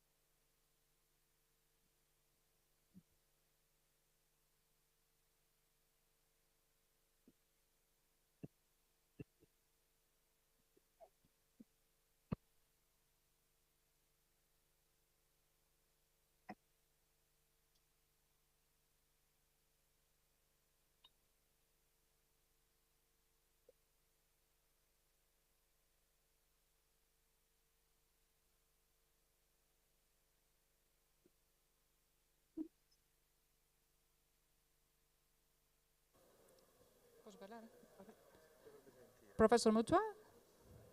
Good afternoon. Good afternoon. So we are now having the coffee break. People are preparing to the session. So Okay. I ask for a few minutes so that people take a seat and we can start. Okay, Thank sure. you. Thank you very Thank much. you so much. Thank you. Thank you.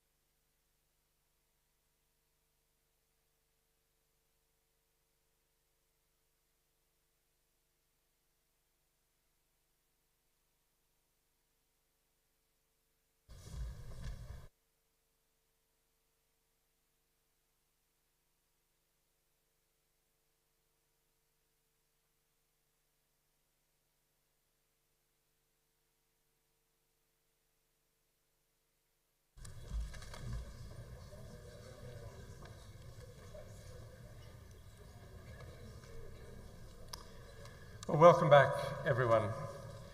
So this is our last session before the break for lunch, devoted to continuing our discussion of universities engaging with society in turbulent times. And today we have in this session, two speakers from very different geographical and socio-political contexts. Beginning, we have Professor Sibongile Mutwa, who is the Vice-Chancellor and Principal of Nelson Mandela University in South Africa. Following Dr. Mutwa's presentation, we will be hearing from Professor Roman Griniuk from Ukraine, and he will be speaking to us with the aid of his interpreter, Anna Osmolovska, who's with us today. We'll begin with Sibongile Mutwa. Welcome, Sibongile. Great to have you with us. I'll say a few words of introduction and then perhaps hand over to you to make your presentation. I'd propose that we do as we've done in previous sessions, hear from our two speakers and then open the floor for discussion. Sibongile Mutwa is Vice-Chancellor, as I said, of Nelson Mandela University. She has a distinguished career both in South Africa and internationally, working in development and public sector institutions as well as in the academy. She is the former director of the University of Fort Hare Institute of Government, a former Director General of the Eastern Cape Provincial Government, and the former Deputy Vice-Chancellor, Institutional Support of Nelson Mandela University. She has a deep commitment to social justice, to gender justice, social inclusion, and active democratic participation. She's the former trustee of South African Women in Dialogue, or SAWID. She was the Commissioner and Deputy Chair of the Financial and Fiscal Commission until 2019, and she is the current Chair of Universities South Africa, a membership organization representing the 26 South African public institutions. Dr. Mutwa, over to you. Thank you very much, Professor Dean, for your introduction and welcoming me in the session. I'm exceedingly happy to be participating in such an important conversation with a global collective of colleagues. And I want to recognize my colleague, Professor Gruniak, who is in the panel with me, as well as Ms. Osmolovska, who is assisting Professor with interpretation. So thank you very much, colleagues, this morning. And then my approach to my presentation is going to take this point, being aware very much that I've got limitations of time that has been given to me. I am going to start the engagement by briefly contextualizing the role of a university system at this time, and to reflect, secondly, on the turbulent times that have visited our sector in South Africa, but within a global context.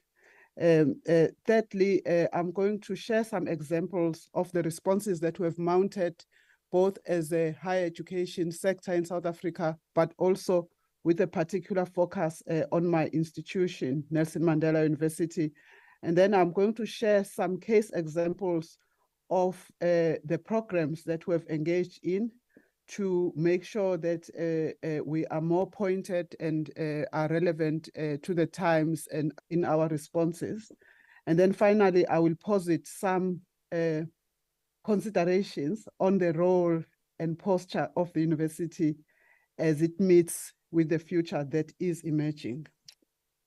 So thank you very much for your warm welcome, Prof. Allow me to acknowledge everyone that is attending here. And then I'm sending greetings from my colleagues in South Africa,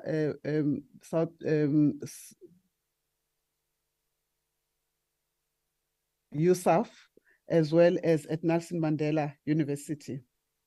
So the role of the university, and I believe that the university as an institution is facing renewed scrutiny.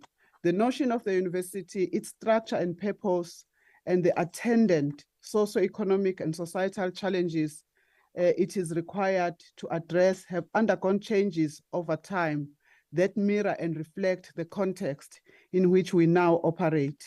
Once more, universities are being called upon to stand up and to be counted in this time of massive global change.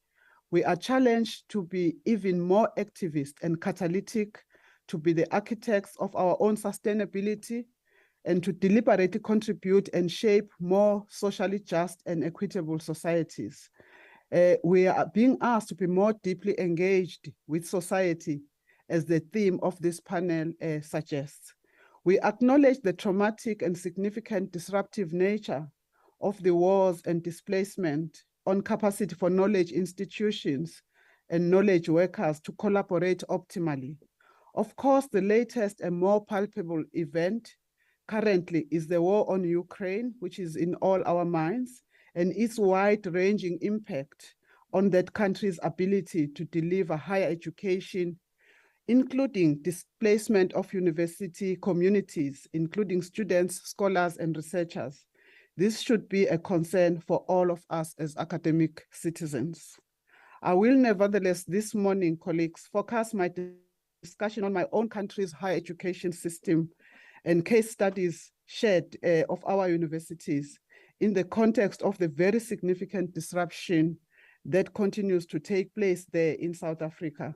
But I doubt that there is much more I could contribute that would surpass the challenges that my colleague Roman will share with us shortly.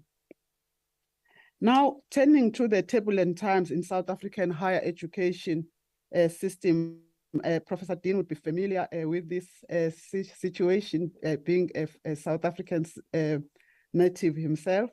When it comes to South Africa and our own university, Nelson Mandela University, I will zoom in on two significant events which has kept us aptly dubbed in turbulent times, and share with you how we as the university have fashioned our responses to ensure ongoing engagement, sustainability, and fulfillment of the commanding academic mandate that we carry. Needless to say, our name itself comes with so much responsibility to do more and to do right for social justice, having been given the name of Nelson Mandela a few years ago. The first of this was the so-called Fees Must Fall movement, which was a student-led protest movement that began as the Roads Must Fall movement at the University of Cape Town in March 2015. The second major disruption is, of course, what we all know, the global pandemic, which followed hot on the heels of the Fees Must Fall movement, ushering in 2 years of very novel adaptations and revisitations of the continuation of the academic project and the well-being of both staff and students. I will reflect briefly on the Fees Must Fall movement and Fees Must Fall moment. Initially, the student rebellion was framed against the colonial symbols and reminders of oppression, in this case, the statue of Cecil John Rhodes. The Roads Must Fall movement clearly resonated with South African students. It swiftly gathered momentum and transitioned into hugely dynamic Fees Must Fall movement that engulfed many, if not all, higher education institutions. What started as resistance to fee increases for 2016 across the public sector, the public higher education sector, subsequently morphed into a mass student campaign against any form of university fee payment, which later incorporated demands for the insourcing of externally employed contract workers, as well as demand to changes to the curriculum and to the review of language policies. The imperative for the so-called decolonial turn of the university had been reborn and recentered. What had become as a social expression of solidarity had swiftly morphed into overt activism. Students freely collaborated and consulted with staff, labor unions, and other institutional stakeholders, both internally and externally, to further their various agendas. Two aspects would emerge very clearly from this scenario. The first was a failure of existing higher education leadership and governance policies and models to accommodate this new dynamic, leaving higher education leadership in a vacuum when it came to managing their responses. The leadership of universities received little or no guidance at all or support from the state at this time. The dynamic upsurge had to be addressed in real time, and we learned some very hard and interesting lessons about complexity of higher education leadership along the way. The second scenario to emerge from Fees Must Fall was the failure of the university sector, in my view, as well as the country, to read the mood of our students and to appreciate genuinely their very real trauma, pain, and financial deprivation, and anger at the continued alienation of African students in particular, and Black students in general on our campuses.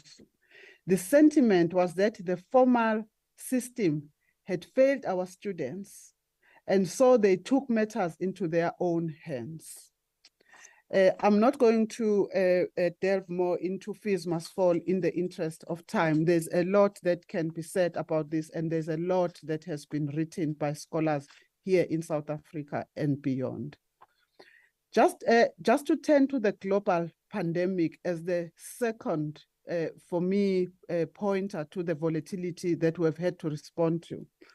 The second volatility with which universities globally have had to deal with is the moment of the coronavirus pandemic, which came unexpectedly. Its impact spread fast and changed the whole face of higher education, and I believe it changed it for good.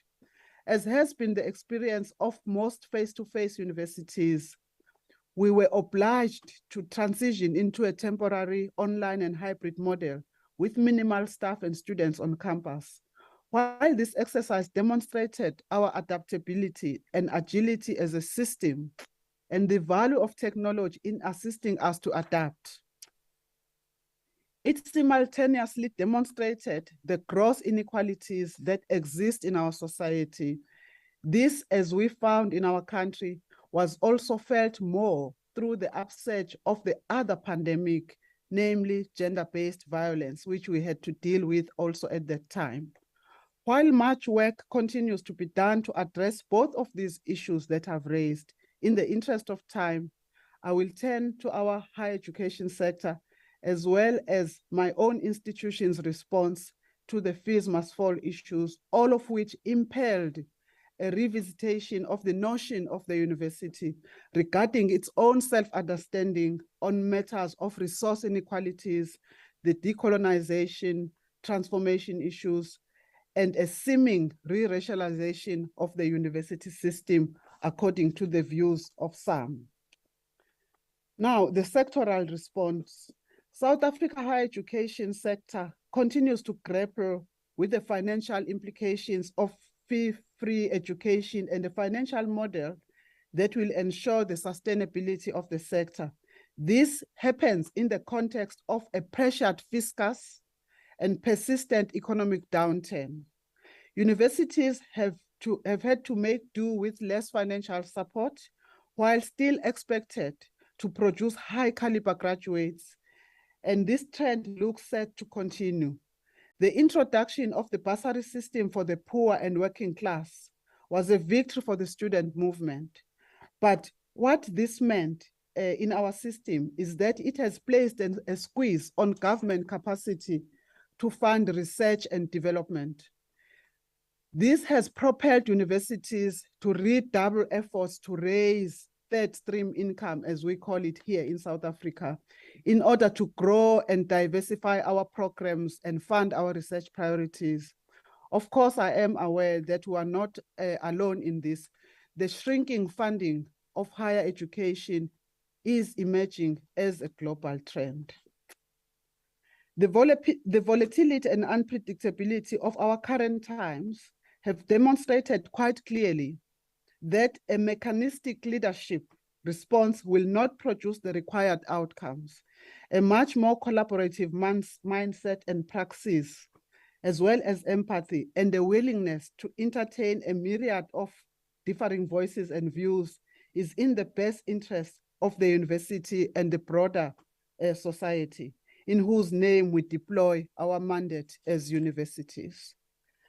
I am now going to, just for, before I conclude, Program Director, just hone in on how our academic project at Nelson Mandela University, just as case example, has responded to this moment. Several commitments have been made by the university that are aimed at deliberate transformation of the academic project for greater relevance and impact in both the national and global context, while we continue to deliver quality education. Key among the new directions are the following. We have had to work to reimagine the scholarship and practice of engagement as one of the academic missions. If not immersed in society, universities will find it near impossible to engage authentically and thus productively deal with the current socioeconomic, environmental, cultural, and political challenges of our time and of our place. To this end, our university opted to create capacity focused on engagement and transformation. The core purpose of this functional area is to provide intellectual and strategic leadership and oversee engagement and transformation in support of the vision of the university. The portfolio has a substantive coordination and facilitative function interwoven with faculties and entities and other business units across the institution and beyond. As part of this work, we are developing what we call hubs of convergence, comprising physical spaces where the university meets community to engage and find solutions to practical problems that affect them. The hubs provide an outward focus, drawing on both the intellectual and other assets of the university and the conscious wisdom of the communities that surround us. Secondly, we have resorted to the recentering and the revitalization of humanities. We have foregrounded the revitalization of humanities as one of the university's key focus areas in the renewal of the academic project to respond to these trying times. Gender has come to the fore as an issue deeply embedded in the social inequalities the university seeks to address through scholarship, given persistent reproduction in structures of inequality and marginalization. We have been hard at work to drive and advance gender-focused studies and praxis to make a manifest contribution to transformation for social justice and equality. As part of this process, the Center for Women and Gender Studies was launched at Nelson Mandela University late in 2019. The center has aimed and worked hard to provide an inclusive gender agenda that is informed by the broader transformation project of Mandela University in creating a more humane and equal society. The third area that I want to share is that of sustainability science, which I'm going to posit here, to present here with an example of our Ocean Sciences program. With the launch of the first dedicated Ocean Sciences program in South Africa in September 2017, we began an exciting journey towards becoming a go-to destination for ocean sciences on the African continent. This campus is a hub for creative, pioneering transdisciplinarity, postgraduate ocean sciences research, teaching and innovation and engagement that builds and maintains critical mass in key niche areas spanning the three interdependent spheres of sustainability, namely promoting sustainable livelihoods for coastal communities by tapping the economic potential of the oceans while preserving marine diversity and ecological integrity for the benefit of future generations. Of course, as a socially embedded university, we have a particular philosophy in our approach to science education. And I now then move to share our case study on our philosophy to medical education. Mandela University's medical program seeks to embrace a comprehensive primary health care approach underpinned by the pillars of disease prevention, namely health promotion, treatment, and rehabilitative medicine. We believe in an integrated, interprofessional approach to healthcare that addresses the underlying social determinants of health, such as access to decent housing, education, and social services. Our community-based ethos aims to cultivate a socially conscious medical doctors and practitioners who can compete globally, but who also have a deep passion to change the lives of vulnerable, underserviced communities in our country. We have worked also, finally, to deepen transdisciplinarity. As the broader mix of strategic imperatives around ocean and sustainability sciences, humanities, the medical science, our social justice posture, engagement and transformation, and student-centeredness is taking a firmer shape. The spirit of a socially embedded university in the service of society is quickly crystallizing. These, with work across faculties and entities, are sketching the outlines of transdisciplinarity by which we should redraw knowledge frontiers to generate socially responsive research and innovations. In conclusion, I would just like to reflect briefly on the leadership in the new historical moment. A set of interlinked external and internal reconfigurations are ushering in a sea change, as I've said, in higher education landscape, both nationally here in South Africa and I believe globally. Geopolitical shifts together with the socioeconomic and planetary challenges which the SDGs seek to address, massive cultural shift occasioned by digital developments, and the emerging dominance of techno-rationality suggest a new moment is now really at play. Though much observation and reflection are required to make sense of the leadership implications of the new moment, the literature places great importance on leadership and governance as it relates to the success and stability of complex organizations such as our universities.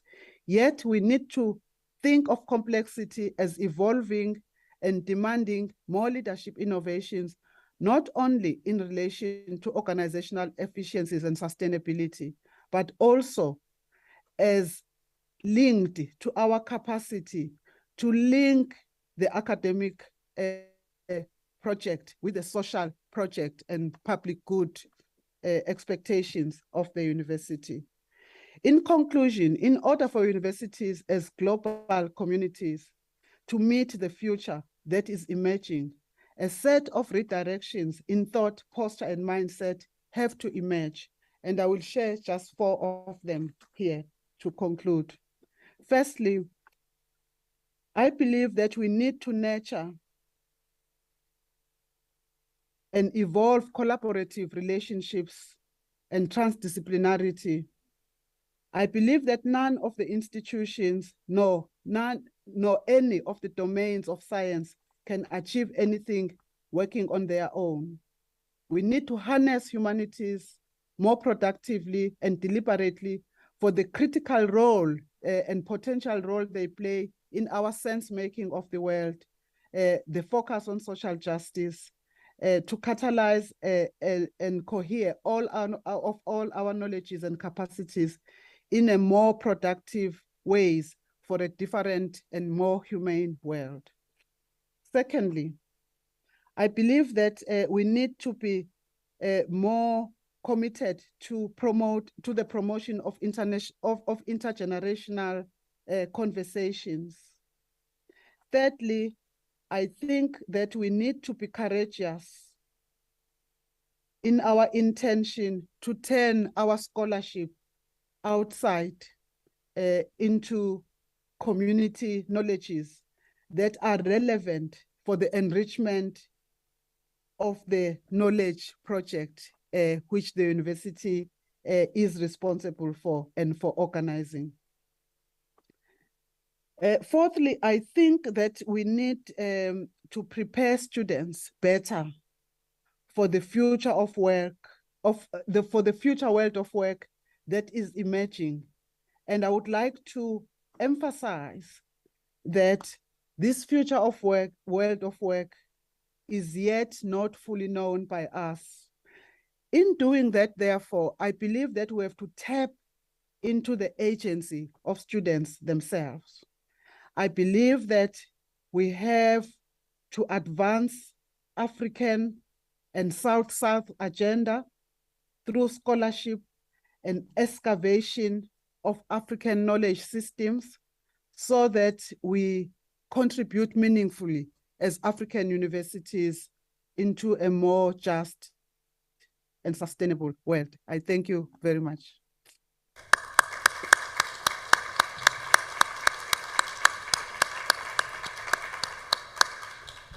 Thank you very much, Sibongile, for very, very engaging comments, and I look forward to questions and discussion from the group after our next speaker. So Roman, would you care to come up?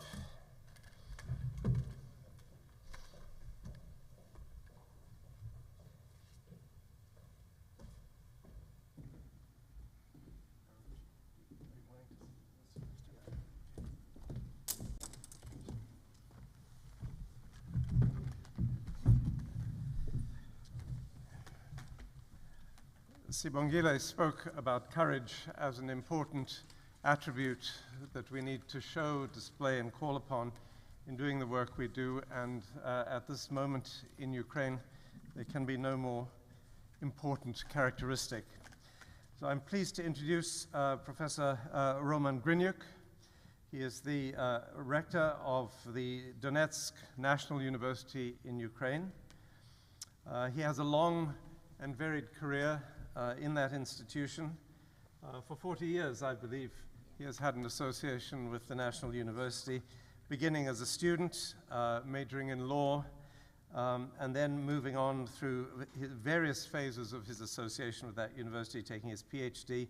And then since 2008, when he was awarded the academic title of professor, he has worked as head of department of constitutional and international law, and later as Dean of the Faculty of Economics and Law of the National University, and he became rector in 2012.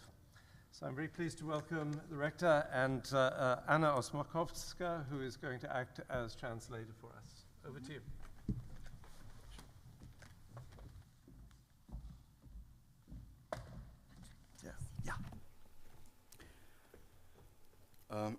Dear colleagues and students, it is great honor for me to have the opportunity to speak today at the plenary session of the Magna Charta Universitatum anniversary. As long as the language lives, the nation exists.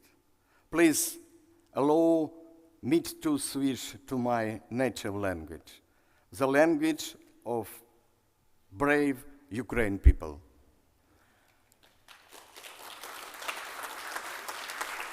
Thank you. З цієї трибуни я представляю українську освітянську спільноту, яка переживає вкрай важкі часи, як ніколи потребує міжнародної підтримки. За час цинічного російського вторгнення в Україні постраждало більше, ніж 2,5 тисячі закладів освіти. 270 з них зруйновано повністю. Загинули або отримали важкі поранення більше, ніж 1,5 тисячі дітей. І це лише за офіційними даними. А скільки ще невинно вбитих українців у Маріуполі, Бучі, Харкові, Запоріжжі та інших містах України? At this stage, I represent the Ukrainian educational community, which is going through extremely difficult times and needs international support more than ever. Over Russia's cynical invasion of Ukraine, more than 2,500 educational institutions were damaged, and 270 of them were completely destroyed, and more than 1,500 children died or were seriously injured, and this is only accordingly to official preliminary data. Many more innocent Ukrainians were killed in Mariupol, Bucha, Kharkiv, Zaporizhia, and other cities. Той, кому не вистачає освіти, розв'язує війну. Росія – держава-окупант і агресор, вчинки якої виходять за межі цивілізованого діалогу і взаємоповаги держав світу. Україна веде війну на своїй території проти всесвітнього зла, війну за право бути вільною і незалежною, самостійно визначати своє майбутнє і обирати європейський шлях розвитку. Only those lacking education are starting wars. Russia is an occupying state and an aggressor whose actions go beyond civilized dialogue and mutual respect to the world states. Ukraine is fighting on its territory against global evil for the right to be free and independent, to determine its future and choose the European path of development on its own. Сьогодні в Росії сформувалася ідеологія рашизму як чинник виправдання імперської загарбницької політики. Рашизм набув значного поширення з 2014 року і від початку російсько-української широкомасштабної війни активно використовується Росією на міжнародній арені. An ideology of Russism has formed in Russia as a factor justifying the imperial aggressive policy of the Russian Federation. Russism has grown significantly since 2014, and since the beginning of Russian-Ukrainian large-scale war, it has been actively used by Russia in the international area. Російська пропагандистська машина щодня видає чергову порцію фейків, нехтуючи загальнолюдськими етичними нормами. А росіяни, в тому числі, і представники освітнього середовища, як коліщатка в цій машині, працюють на підтримку її життєдіяльності. Російські вчені та студенти щиро вірять у нацистів в Україні та особисто або на офіційних сайтах своїх університетів активно поширюють меседжі з наративами російської пропаганди. The Russian propaganda machine distributes a lot of fakes every day, disregarding universal ethical norms, and Russians, including representatives of the educational environment, like cogs in the large machine, work to support its vital activities. Russian scientists and students sincerely believe in Nazism in Ukraine and actively spread messages with narratives of Russian propaganda in person or on the official websites of their universities. Весь цивілізований світ, який стоїть на стороні добра і сповідує цінності справедливості, демократії та свободи, оголосив бойкот Росії в певних областях співпраці, в тому числі в сфері освіти і науки.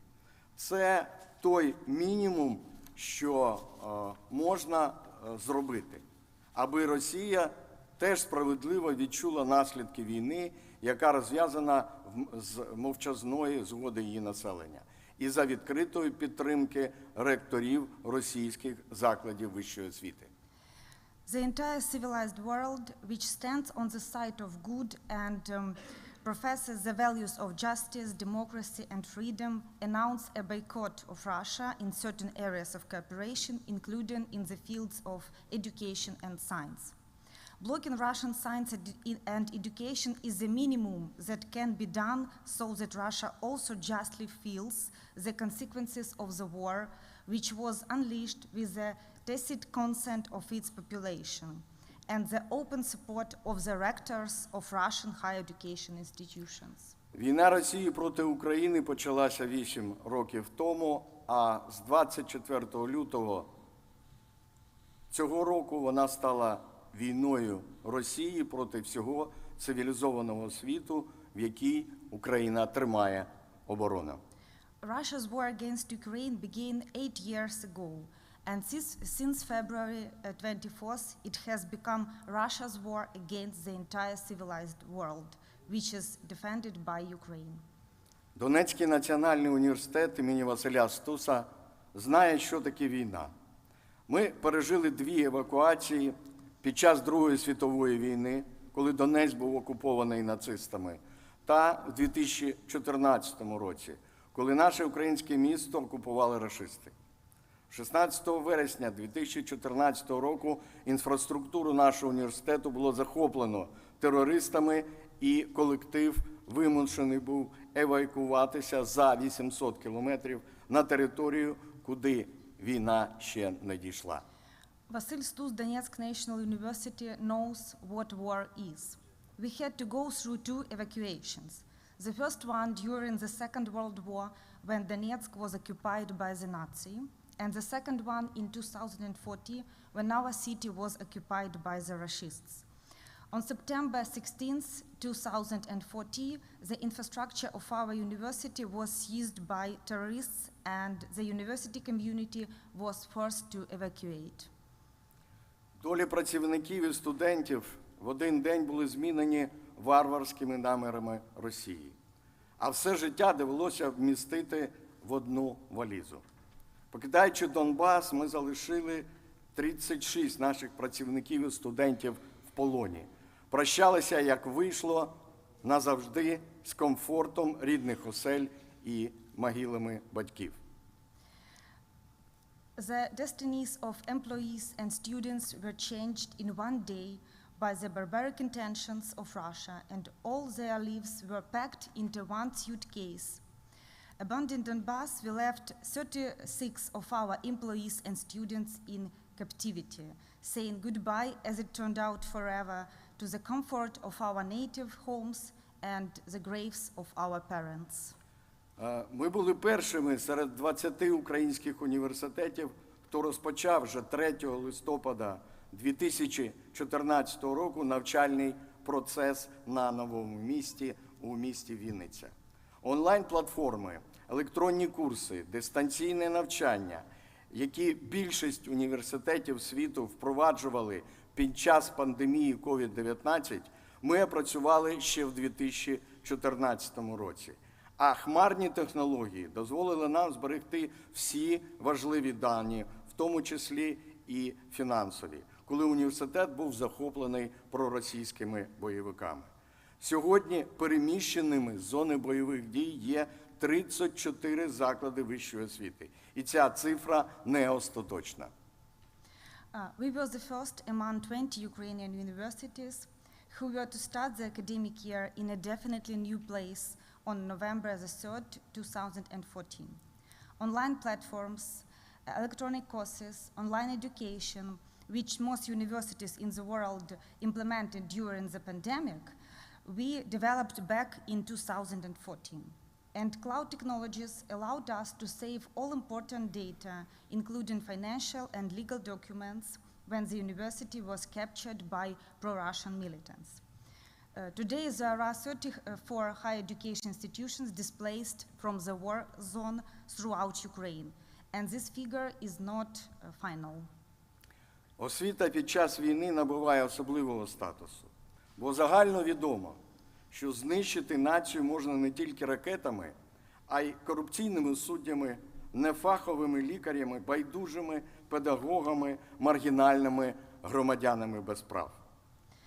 Education acquires a special status during the war, because it is obvious that not only missiles can destroy a nation, but also corrupt judges, unprofessional doctors, indifferent teachers, and marginal citizens without rights. У новій редакції Великої хартії університетів 2020 є положення про те, що університети, дотримуючись базових принципів, можуть набувати різних форм під впливом культури, географії та історії. In the new edition of the Magna Charta Universitatum 2020, there is a provision that universities upholding principles could take many forms under the combined influence of culture, geography, and history. Університет під час війни абсолютно точно набуває нових ознак. Він волонтерський центр і притулок для біженців, реабілітаційний простір для вимушено переміщених осіб і військових, яких треба повернути до мирного життя чи діяльності в тилу. Відповідальний партнер влади, громади і бізнесу, бо має готувати тих фахівців, які вже почали відновлювати економіку країни. А також майданчик, де утверджується довіра між людьми і піднімаються гострі питання про повернення українців із-за кордону, аудит і відновлення ресурсів, демобілізацію тощо. A university certainly takes on new features during the war. It's a volunteer center and shelter for refugees, a rehabilitation space for forcibly displaced person and military personnel who must be returned to peaceful life in the rear. A responsible partner of the government, community and business, because it has to train those people who have already begun to restore the country's economy, as well as a platform where trust between people is established, and acute questions are raised about the return of Ukrainians from abroad, audit, recovery of resources, demobilization, etc. Як у 2014 році, так і з 24 лютого 2022 ми жодного дня не втрачали зв'язку з нашими студентами, продовжуючи освітній процес у форматі дружніх консультацій з викладачами. Це стало своєрідною, важливою психологічною підтримкою для молоді, бо війна – це не про страх, це про страх і невизначеність. Both in 2040 and since February 24th to 2022, we have not lost contact with our students for a single day, continuing the educational process in the format of friendly consultations between students and lecturers. This became a kind of important psychological support for young people because war is all about fear and uncertainty. Усвідомлюючи всю небезпеку ракетних обстрілів з боку Російської Федерації, ми розпочинаємо новий навчальний рік 22-23 у змішаному форматі з асинхронними можливостями опанування дисциплін. Наприклад, для студентів природничих спеціальностей важливою є робота в лабораторіях. Наша реальність сьогодні – це обов'язкова наявність укриттів та бомбосховищ в навчальних корпусах. Aware of the danger of missile attacks from the Russian Federation, we are starting the academic year in a mixed format and with asynchronous opportunities to master the courses. For example, practice in laboratories is important for students studying natural sciences. Our reality today is the mandatory presence of bomb shelters in educational buildings. Університет під час війни дає усвідомлення того, що заклад освіти – це не стіни, які ми залишили в Донецьку.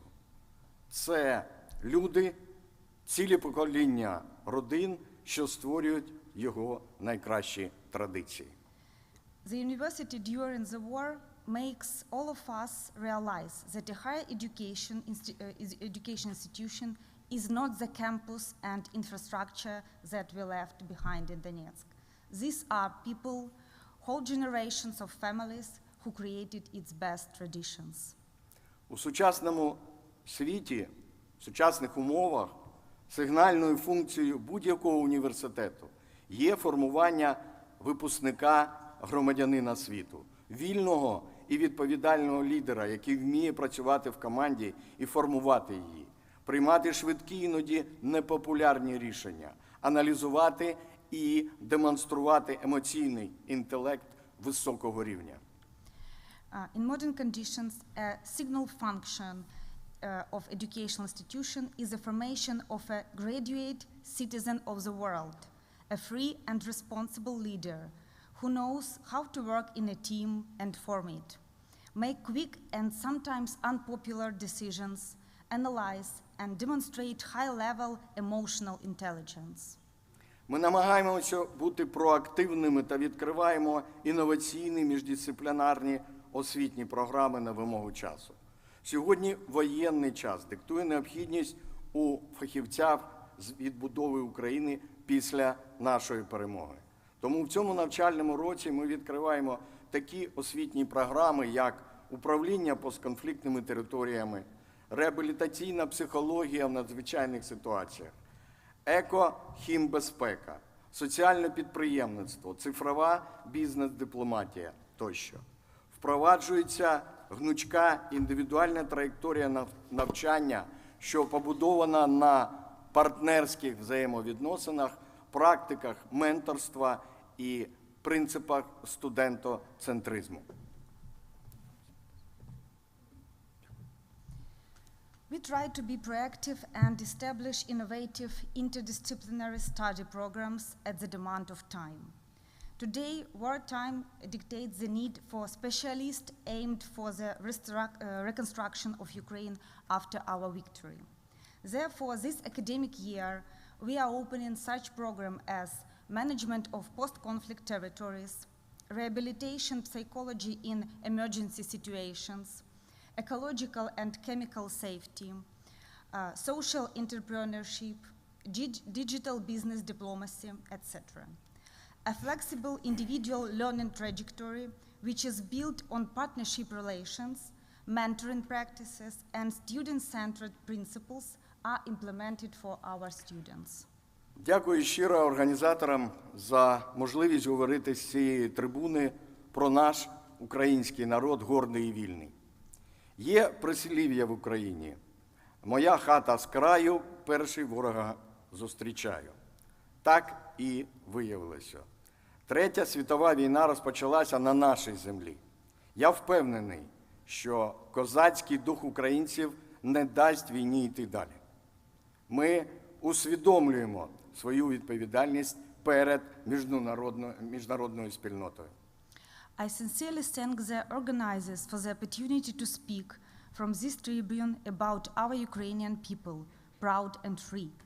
There is a proverb in Ukraine: "My house is near the border, I meet the enemy first." And that is exactly how it happened, because the Third World War began on our land. I'm sure that the Cossack spirit of Ukrainians will not allow the war to continue. We are aware of our responsibility to the international community. Розуміючи, що моя емоційна промова може не відгукнутися у когось з вас, я хочу звернутися до кожного поважного члена світової освітянської спільноти. Усі ми маємо об'єднати зусилля для створення соціального блага і служіння суспільству, проведення спільних наукових досліджень із затребуваними і корисними продуктами, які лікують дітей, а не вбивають їх. Зусилля у протидії пропаганді, яка не гірше за зброю знищує людську свідомість. Якщо цього не відбудеться, завтра агресор постукає в двері своїм кирзовим радянським чоботом зі зброєю в руках до наступної країни. Realizing that my emotional speech may not resonate with some of you, I want to appeal to every respected member of the global education community. We all have to join forces to create social good and serve society, conduct joint scientific research with useful and in-demand products that can help heal children instead of killing them, to join efforts in countering propaganda which destroys human consciousness even worse than weapons. If this does not happen tomorrow, the aggressor will knock on the door of another country with tarpaulin Soviet boots and a weapon in his hands. Ми, українці, мріємо про перемогу, про сильну Україну та розбудову справедливого міжнародного правопорядку. Дякую за увагу. Все буде Україна, та буде мир та добробут на планеті Земля. We believe in victory, we believe in strong Ukraine and the development of a fair international legal order. Thank you for your attention. everything will be Ukraine, and there will be peace and wellness on our planet. Thank you very much.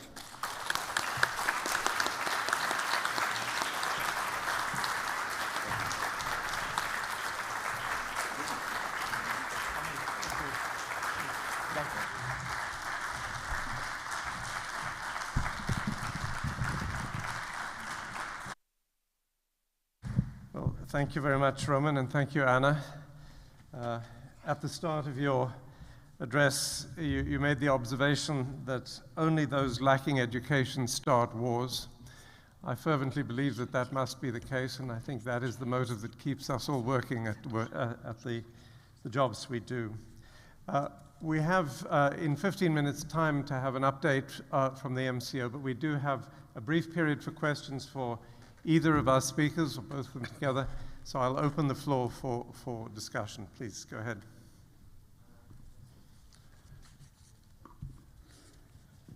Dear colleagues, my name is Yuri Danko. I am Vice Rector from Sumy National Agrarian University, and this university located 40 kilometers from border with Russia. Our region was occupied 25 of February. Our city was blocked by Russian troops, and the main problems of this time was to evacuate 300 international students from China, from Ghana, from Nigeria, and other countries. And I want to say that this year we were afraid about the enter-campaign. Russian troops left the region in April. And this year we were afraid about the enter-campaign, and many people left the region.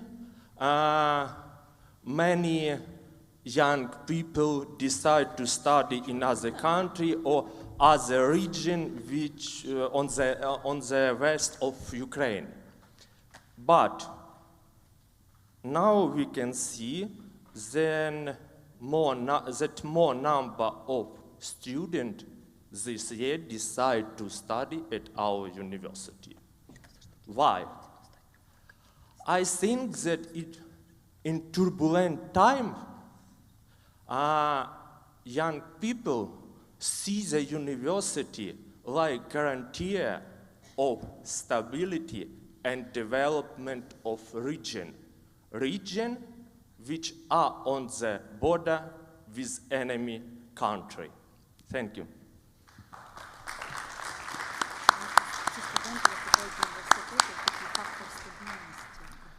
Thank you very much. Other comments and questions? Please, go ahead.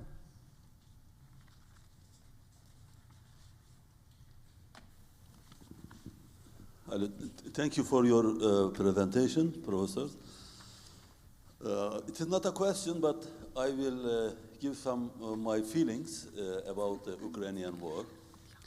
I was working in Erbil as the president of one university long time, and I just lived, as the professor said, 60 kilometers before, further there was a war, ISIS war. Then many years I worked very near to the war. I know that how, especially that professor feels. Then I escaped from the Iraq, then came to Europe side. When I came to, I am Ahmed Öztaş, rector of Epoka University in Albania, Tirana. Then I came to Europe side. When I came a few months later, another war starts in Ukraine and Russia. I feel that war is following me. I escaped, but another war starts. Then immediately I talked with my colleagues, and we created a scholarship for the Ukrainian students if they apply. For each department, we have created 2 contingent, almost 20 contingent we have created for the Ukrainian students. This is what I can help actually as an educator. But so far, only 2 Ukrainian students has applied, and immediately we have given a chance, we have given a scholarship. Now they are studying in our university. Again, if always we are feeling with you what you are feeling, and we are always supporting the Ukrainian people and Ukrainian universities. Thank you very much. Thank you very much. Я хотів би прокоментувати. Сьогодні вже зачепили цю проблему, що от університети під час війни, вони знаходяться в ситуації невизначеності. І тут зрозуміло, що це певна така нестабільна ситуація, і не знаєш, що буде завтра, тому дуже... Today, the universities has touched with the war, and they are in a situation of uncertainty. And here is it is clear that this is unstable situation, and we don't know what will happen tomorrow. І велика відповідальність тут якраз покладається на керівників навчальних закладів, які, ризикуючи своїм життям, ризикуючи бути неприйнятим тим колективом, який він очолює, повинен приймати дуже відповідальні рішення. В тому числі і рішення, які направлені на те, щоб забезпечити саме безпеку кожного студента, кожного співробітника університету.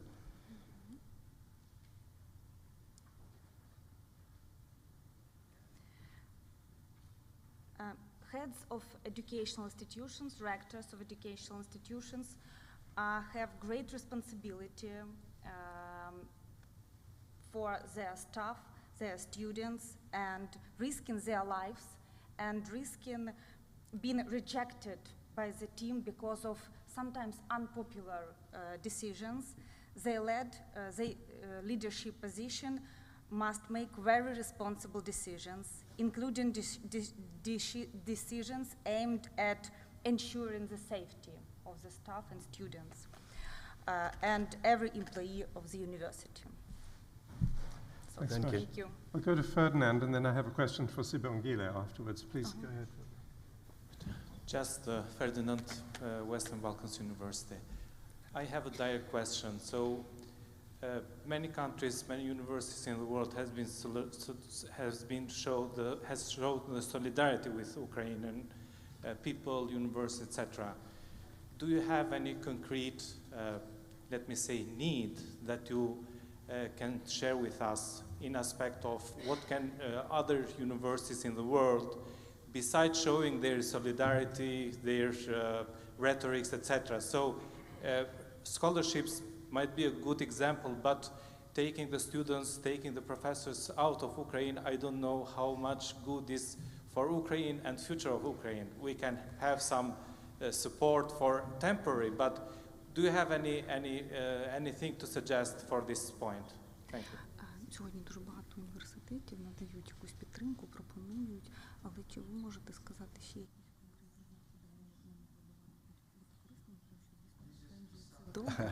One moment. Тому що стипендії це корисно, але може є ще щось більше, де ми можемо бути вам корисними. Ви можете...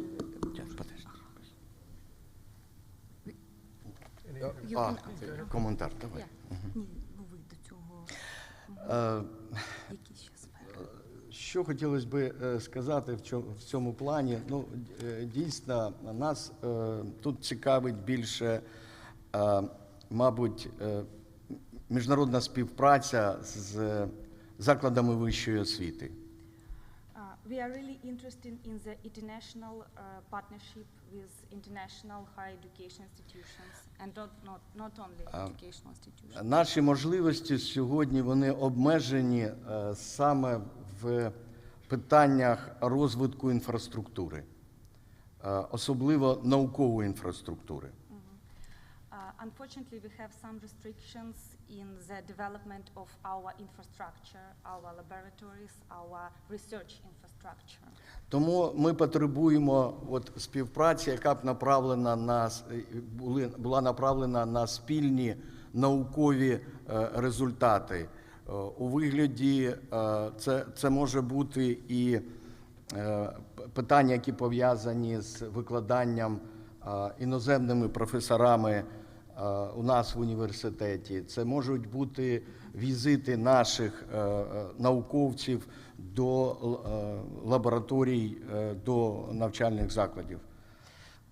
So we really need the possibilities which will be aimed in mutual research activity with international partners, including academic mobility for students, for professors, and of course visiting professors on our study programs. Great, thank you very much. Thank you. Just mindful that we're about to run out of time. I do have a question for Sibongile, if I may ask it. Sibongile, could you turn on your camera so we could see you? I'm hoping you can hear us still.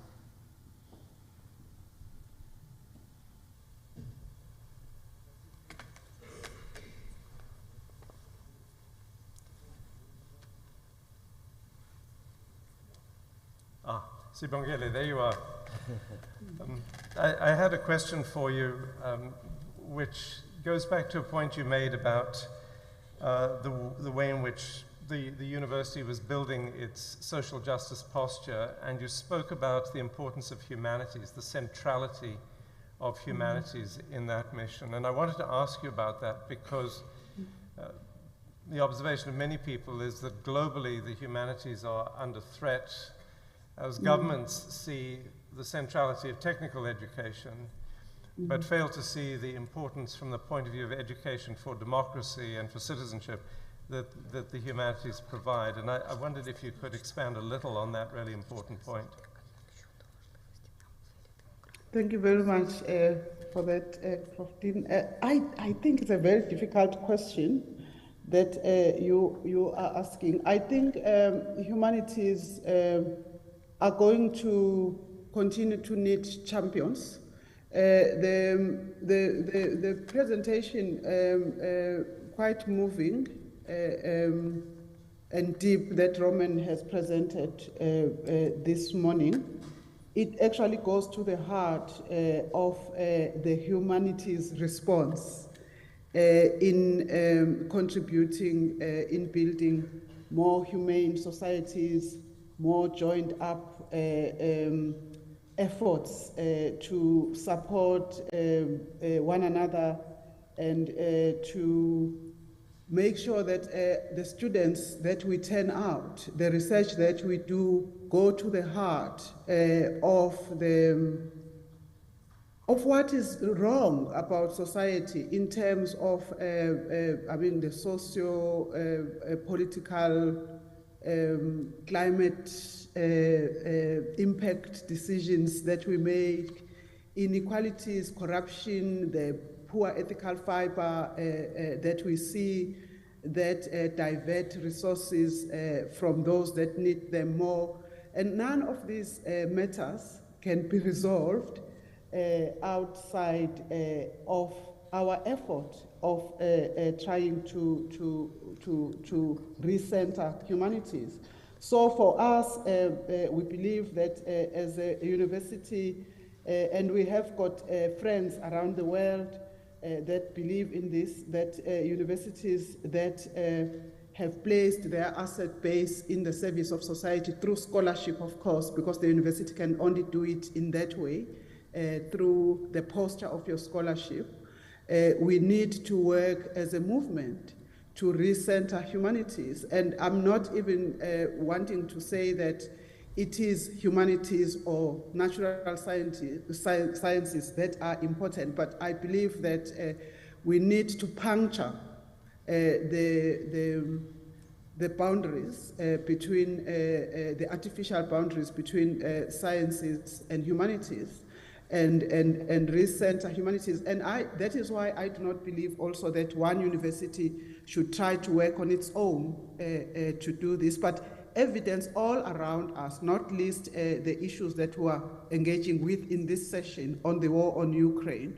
None of these matters can be resolved outside of creating a critical mass of committed scholars that study humanities. Even as if they want to qualify in hard sciences, I believe that students that are studying medicine and engineering should have capstone programs that they take on humanities, because it is through that training and that posture and that disposition that we can lead our institution to contribute to the right side of history. Thank you very much. Thanks, Sibongile. That is music to my ears. I'm going to, unfortunately, have to bring this session to a close. I know there will be an opportunity to converse further with Roman over lunch and as the conference progresses. So I want to thank our presenters very much for a really remarkable, moving, and very engaging presentation. Thank you for the possibility. Thank you. Before we go to lunch, we have an update from the Magna Charta Observatory, and I'll call upon our Secretary General, David Locke.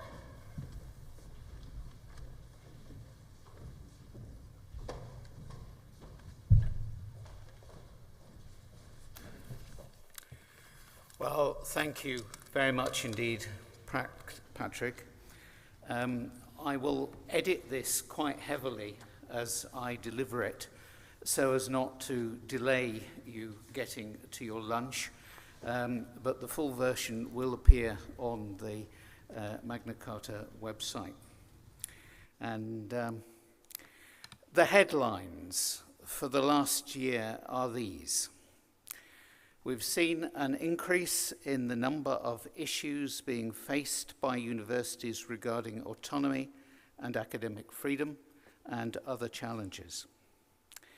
We've had more interaction with signatories than previously. We've made significant progress with the implementation of the Magna Charta's 20 to 25 strategy.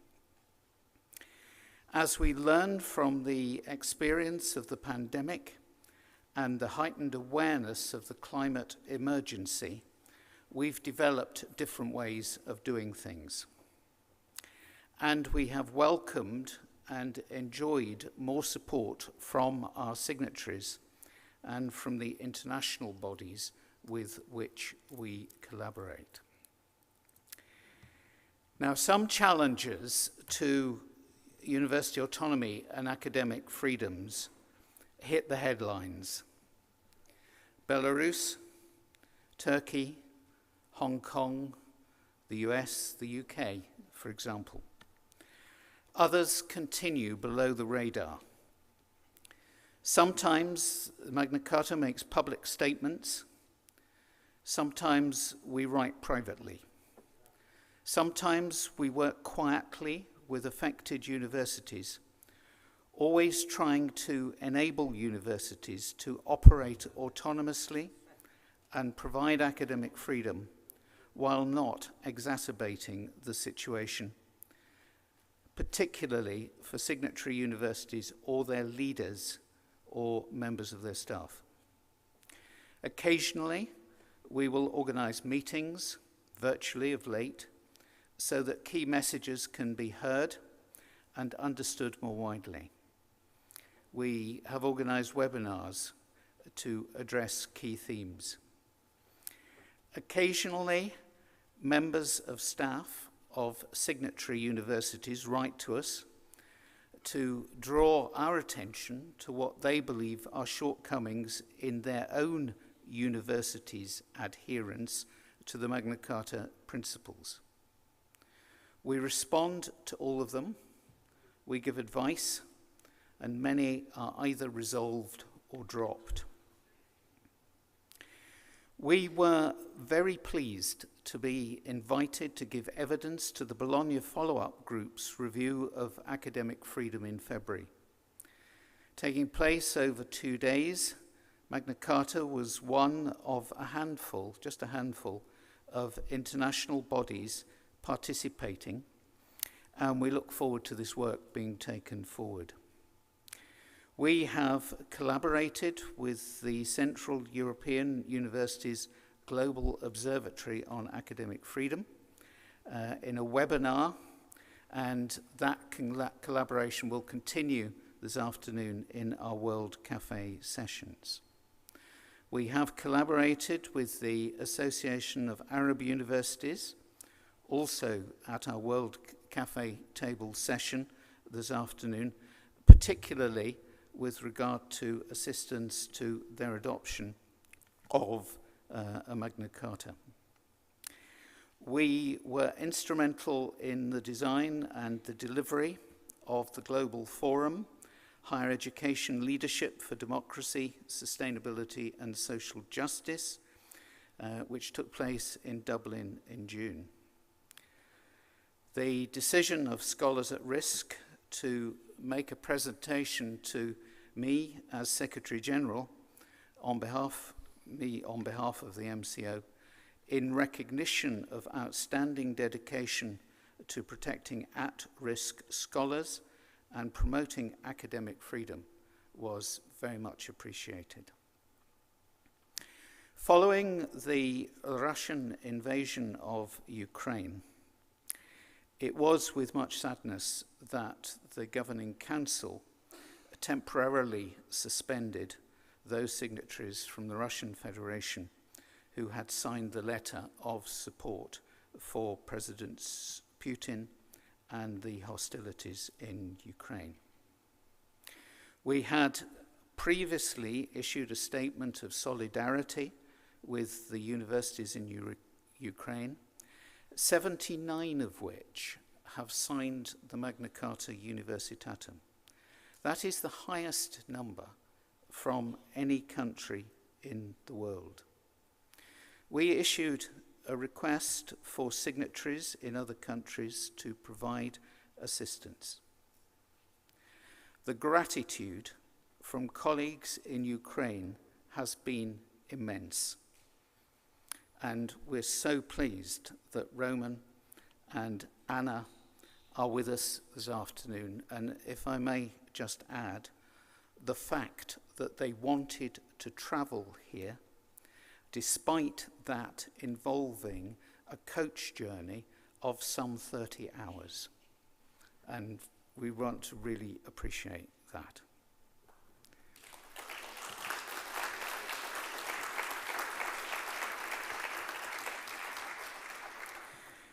Now, in 15 minutes, it was not possible for Raman to share all that could be shared. And so Raman and Anna are hosting a World Cafe table this afternoon when you can ask them more. I would like to refer you to an article in University World News where Raman was interviewed by one of the journalists. And I'd like to invite you to participate in an online webinar where I interview Raman about some of the leadership aspects of what he has had to lead his university through. I think the date of that is the 8th of October, but we will email all signatories and invite you to join us. I'm going to go very quickly now, but looking at our ongoing and proactive work, we're implementing the strategy apace. A research committee has been formed. A research assistant has been appointed. The area of research is the responsive and responsible university. And we want to involve all signatories in that. We will be putting out more information later on, but there is a very warm invitation for you to participate in that. To enable a larger number of universities to benefit from our Living Values project, We appointed more ambassadors this year, and we welcome some of them to this event today. 10 more universities have signed up to that project, and we had a great meeting yesterday when the progress of those universities was being shared.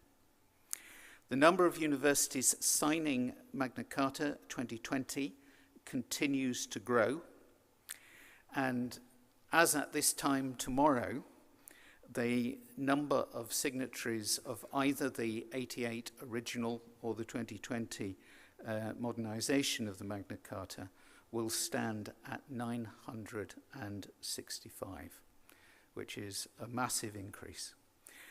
If you're a signatory of 1988 and you want to sign 2020, it says on the website how you can do that. I was going to give you some details of how we've decided to operate, resulting from our learning from the pandemic. In very brief summary, this event is going to continue in person.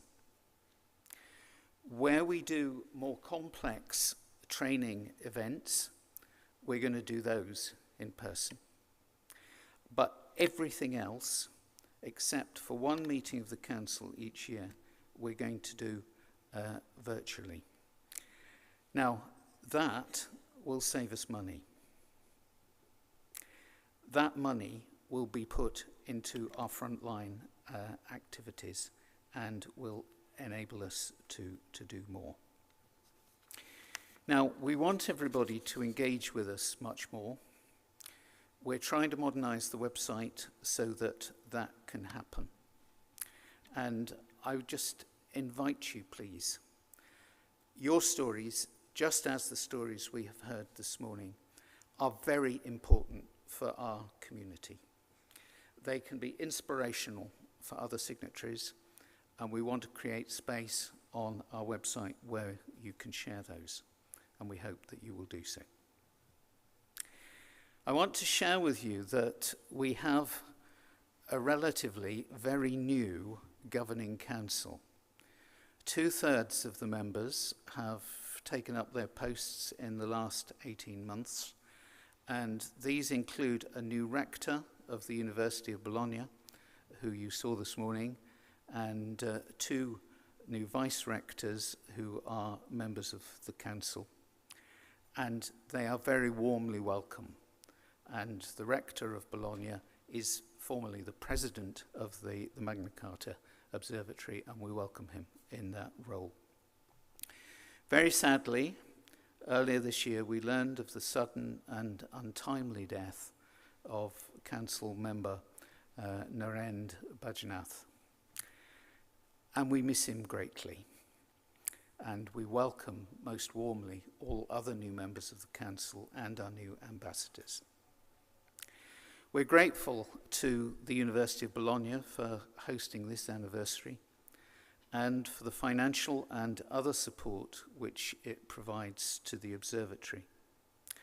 We are dependent on the majority of our funding coming from sources other than Unibo, and we continue to appreciate the way in which our signatories make voluntary contributions for our work. Their logos were on the screen as you came in this morning, and the list is on the website. We do, however, need to raise more. If we're going to fulfill our strategy, we need to go up a level in terms of the income which we earn and which is given to us. And I hope that you will be generous in supporting us. Finally, before I tell you about how to get to lunch and what is happening tomorrow, the observatory values greatly the role played by our administrator, Carla Pazzagaglia. We want to thank the members of the council and the committees for all that they do for the observatory in an entirely voluntary capacity. It is, however, the support engagement and action of the signatory universities which is most essential and is cherished. Thank you for all that you have done to enable the observatory to progress to this stage. And thank you in anticipation for all that we hope you will do to help realize our aim to enable universities to play an even greater role in the society in these turbulent times and in the future.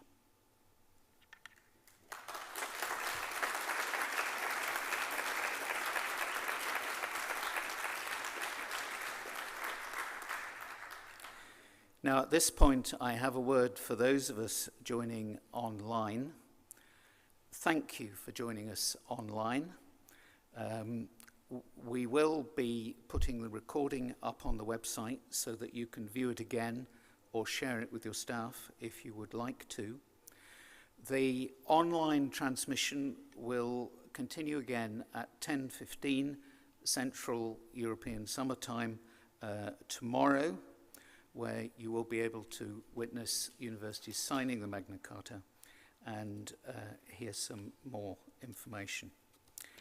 You are welcome to remain with us, but unfortunately we cannot invite you to join us for the lunch, which we are going to. As I'm talking about tomorrow, can I tell you that the ceremony is taking place in this room, and it would be helpful if you could be seated by 9:45. For those of you who are signing tomorrow morning, it is a slightly earlier alarm call, and it would be helpful if you could be in the next room, just at the back of this one, by 9 o'clock for robing and briefing. Now, World Cafe tables this afternoon. My thanks to the 15 hosts and 15 rapporteurs who have made this happen. At 2:20, we'll ring a bell or something so that you can go to the venue, which is 5 minutes walk from where you're having lunch, the Plaza Popoli. It's a short walk, but if a few people know it, so if you follow somebody who looks confident, I'm sure you will find it. And for those leaders who are on tables and the rapporteurs, I'd be really grateful if you could come 10 minutes earlier so that I can show you where your tables are and brief you. What happens, in summary, is chaos, all right? But it's organized chaos. You have 15 choices to attend. They're in the conference particulars. I strongly suggest that you work out your first choice, your second choice, and your third choice. And when you get into the venue, charge to that number table. Now, when that number table is full, then go to your second number and so on. But if you miss your first choice the first time, don't worry, because in 45 minutes' time, we'll ring a bell, and the table, the first sitting of the table will wind up, and you can move to another table. Now, I have to give you a health and safety warning. Avoid trip hazards and all sorts of things like this, and please don't push each other over. But you then do it again, and we repeat that again. And the gala dinner this evening is in the same place as the World Cafe tables. So if you found the cafe tables, there's a reasonable chance you will find the dinner. Now, one or two other things. We strongly advise that you don't leave your personal possessions unattended. We have engaged security staff, and I don't want to terrify you, but it would be safest for you most secure if you kept your personal possessions with you. Now, I'm almost sure that there's something I've forgotten apart from how to get to lunch. I'm just looking at Carla. No? Right, no, you don't know. Anyway, the good news is that the lady with the microphone is going to lead you to where the lunch is. It's about 5 minutes walk. If you aren't with the first group, don't worry. I know where it is, Patrick knows where it is.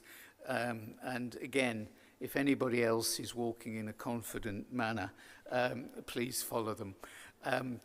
Thank you so much for joining us. Sorry, I've gone over by a couple of minutes.